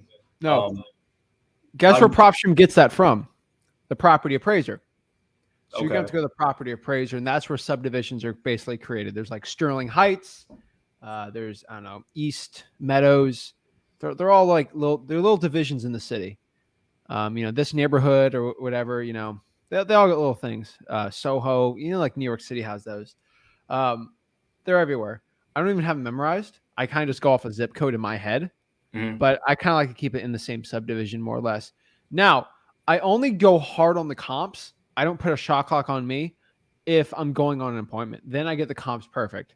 Right. If I'm doing a Zillow for sale by owner, they're not the most crazy deals, so I don't go as hard. So I have a little shot clock going on me. When you do a code violation, a probate, a water shutoff, a drying for dollars, a reverse drying for dollars, and it's a good lead, then I go hard in the paint on the comps. You're going hard in the paint on the comps with Zillow for sale by owners. You need to be on the shot clock for Zillow for sale by owners, and then you go hard in the paint on the ones for the government lists. Gotcha. Okay. That's All it. right. All right. Cool. You're doing the right thing. You're just doing it in the wrong section. Gotcha. That makes I sense. had a feeling. And one more thing before I go, I want to get somebody else on here. When dealing with stubborn sellers, again, on a for sale by owners list, I'm seeing properties that are where the asking price is like $37,000, $20,000. So, I mean, obviously you could probably get a good deal out of that. But when I call them, I notice you're not really too fond of doing business with elderly people, right? Because things can kind of Love elderly people. What do you mean? So I don't know if I heard this correctly, but isn't there like some kind of like a law where if you're doing like a deal with like an elderly person, like something goes wrong, they can claim that you're like taking advantage of them or something like that? There's technically laws, right? Like, I mean, there's elder financial abuse law, like there's stuff like that. My general rule of thumb, if they're over 65, I like to have the son or daughter included. Some people are like 74, they're like, don't talk to my kids. No, I'm making decisions, right? I had a 95-year-old lady, her son was a lawyer. She was like, he doesn't talk for me. I talk for myself. And then on the side, I talked to the son. You know, he's a lawyer. He's like 45, right? He's like, okay, that works. Usually, if they're over 75 or 70 or above, I prefer to talk to the kids about it and ask them a general question about the house. There's no law against that. I just feel comfortable as a human being doing that. Because I'd rather, if my grandma was selling her house and she's 75, I'd rather them talk to my parents about it than just doing it behind their back, just so everyone's on the same page. That's just how I like doing business. And that's what I tell you guys to do. Right? Because there's sick people out there that try to buy a house that's worth $500,000 for $2,000 and try to like get a one up on a really old person in a nursing home. It's terrible, right? We have laws against that. That's terrible. Right. But if you do the due diligence, you talk to them, you talk to the kids, the family, maybe an uncle. I feel like that's the right thing to do. So that's what I tell. There's no law. I do most of my deals are with like technically older people per se. But like if they're over 65, 70, I do like talking to the family. That's just how I do business. Gotcha. You don't have to. The reason why I ask is one of the FSBOs, it was an old lady that picked up the phone, and I'm not sure if she's motivated because when I was talking to her, she was mainly controlling the conversation. Like I couldn't even really regain control of the conversation. Like she was asking me question after question, like the question, like she's like, "What's your name? Who you work for?" "Oh, well, I work with me and my partners." "Who are your partners? What company?" Yada yada. And it was like every time, because I tried to regain control of the conversation by answering her question, but then following up with another question, and then she wouldn't even answer my question. She'd go on and proceed and ask another one of her questions. So it was just like, and she was like, she said, "Oh, well, we don't work with resellers." And I'm like, but I'm looking at the property and it's very dilapidated. So it's like, you kind of don't really have a choice but to go with someone who's going to resell the property. Nope. So like, how do you even handle that situation? Yeah, this is easy. Reseller, does she mean someone's going to buy it then flip it? Well, she asked me, "Am I going to take the title over?" Which essentially, yes, I would be. But then she said, "Are you going to resell the property?" Huh? Me or my partner are going to do it. Right, exactly. And so that is how I responded to her. I said, me and my partner's going to take over the property, and then she was like, "Oh, are you going to like resell the property?" And then I kind of got stumped because I mean that is the intention technically. But I didn't answer the question straight like, yes, we are going to resell. I said, well, I mean, it depends on the condition of the property. We could resell it, we could flip it, we could rent it out. It all just depends on how the deal. You can listen to me. And then that's when she said, "Oh, we don't work with resellers. Bye." And then she hung up. And I'm like, where did I She's go wrong? unmotivated. I honestly like that's always the line. I have to go and actually look at it because either I'm going to buy it, I can rent it out, I might have to flip the house. I don't know. Does this house have termite damage? Because I've had deals where it had termite damage. I just got to flip it. I don't want to rent this thing out. Does your house have termite damage, Miss McConnell? Right? No. Like, see, like you got to flip it on them. Usually when they ask a bunch of questions, it's not a deal. Right. The questions are like, can you buy fast? You know, how classy you close. It's if it feels like an interrogation, no. Yeah, that's literally what it felt like, an interrogation. Like I couldn't even couldn't even ask questions of my own or anything like that. So yeah. And there's a difference between controlling the conversation and then the length of the like most conversations, the seller should talk 80% of the time, but you're in total control. That's how interviews work, right? And what does an interviewer do? They ask questions. Right. They were asking the questions, they controlled it. So I would honestly say you're calling the for sale by owners. I would start getting some government lists. I would start just putting them in. I would just start adding some in. You're doing well.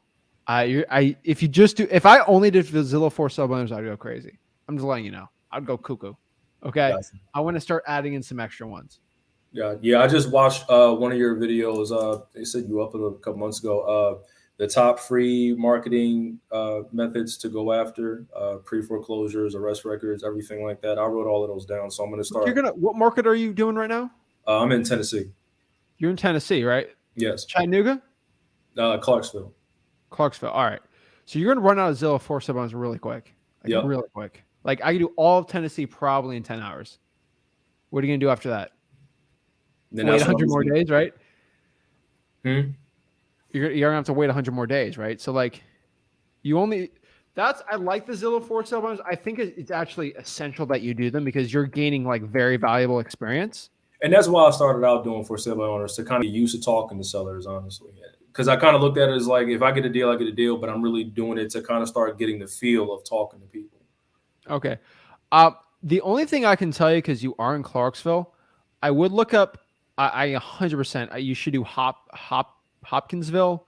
You should do some Arkansas, Kentucky, Bowling Green's right there. Kind of that border area. You know what I'm talking about, right? Yeah, I called a couple of people today in Kentucky. I started doing a little bit in there. I contacted a couple of people in Owensboro, somewhere in there. You're doing well, man. I would honestly, anywhere within an hour. Nashville's a little weird. Outside of Nashville's way better. And dude, I think you have a great market. I think you go after government lists, reverse drawing for dollars. You're in a great one. I personally feel like the Zillow for sale owners, you sound great, like talking to you. Like I can imagine you do very good. You don't seem scared. You're ready to go after it.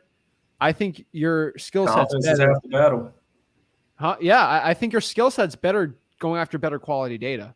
You know, I don't think you need to call Zillow for sale owners to gain that confidence. You already have that. That's pretty impressive. I'm impressed. So I would be going after those more quality lists. I feel like someone's going after you a little hard. I think you know how to handle yourself. You're obviously listening to what I'm saying. You know how to do the rebuttals. I think you should start putting that in there too. You're just going to run a Zillow for sale by owners and then back to the drawing board. Got you. Okay. And last thing, when someone tells you that they're going to let their attorney handle the closings, is that a good thing or a bad thing? Bad thing. You need to control the title company. Got you. Okay. Because, I just want to make sure. Because then because that attorney might not like you have they just might not like that you have an assignment fee. Right. Jay, we can't give you an assignment fee, but we'll close it. Gotcha. Okay. All right. Yeah, that answers all my questions, Zach. I appreciate you. All right. What I need you to do is I want you to go try and pull the code violations tomorrow, or just generally look up the counties around you and see if you have to go in person or you can pull your government list online. Start with code violations and probates. Okay. Research it. Just tonight. Check it out. Funny thing, actually, I actually pulled code violations back in, where were we in? August. I pulled code violations, I want to say in like May. Yeah, May. But I had to search True People Search and been verified, and like I couldn't even get in contact with any of those Reverse people. drive for dollars then. So I actually go by the property and just put a sticky note on the door. Yep. Gotcha. And Okay, guess yeah, what I you're didn't gonna think find about out? that. Okay. Those deals are gonna have deals around it that are ugly, so you can drive around those areas. Got you. All right. So I'm actually gonna repull it. I'm gonna call tomorrow and repull those lists because they probably got more properties on there, and then I'll probably drop for dollars around this weekend or so. All right, and here's the last and most important part. This is a huge tip for code violations. Yep. So you might do the county that you're in for the code enforcement, but also do the city of Clarksville. There's Okay, a two separate code. So county and city code violations? Yes. Okay. And then do the whatever county Hopkinsville is in, and then do the city of Hopkinsville. You get double lists. Okay. I bet you didn't do that. Oh no, I didn't do that at all. I'm gonna be honest with you. Dude, it's crazy because most wholesalers, they don't know that. Double the list. Okay. Gotcha. All right, definitely. I appreciate you, Zach. I'm gonna do that. All right. Well, I'm going to ask you. Of course. Right. It's like Keep it up. homework. I love it. Keep it up, All bro. right. Appreciate it. Oh, awesome. All right, guys, we are over 2 hours here. So, guys, if you want to join me next time, just go to Wholesaling Houses for Real. Hop on as soon as you can. There's like a line. So the people that hopped on first get to talk to me first and then get on there. So, guys, we're going to be with Rick tomorrow. It's going to be really exciting. We're going to break some interesting stuff down. So we'll announce the title tomorrow. But, guys, do me a big favor and smash the like button and subscribe. Go to freewholesaling.com and we'll see you.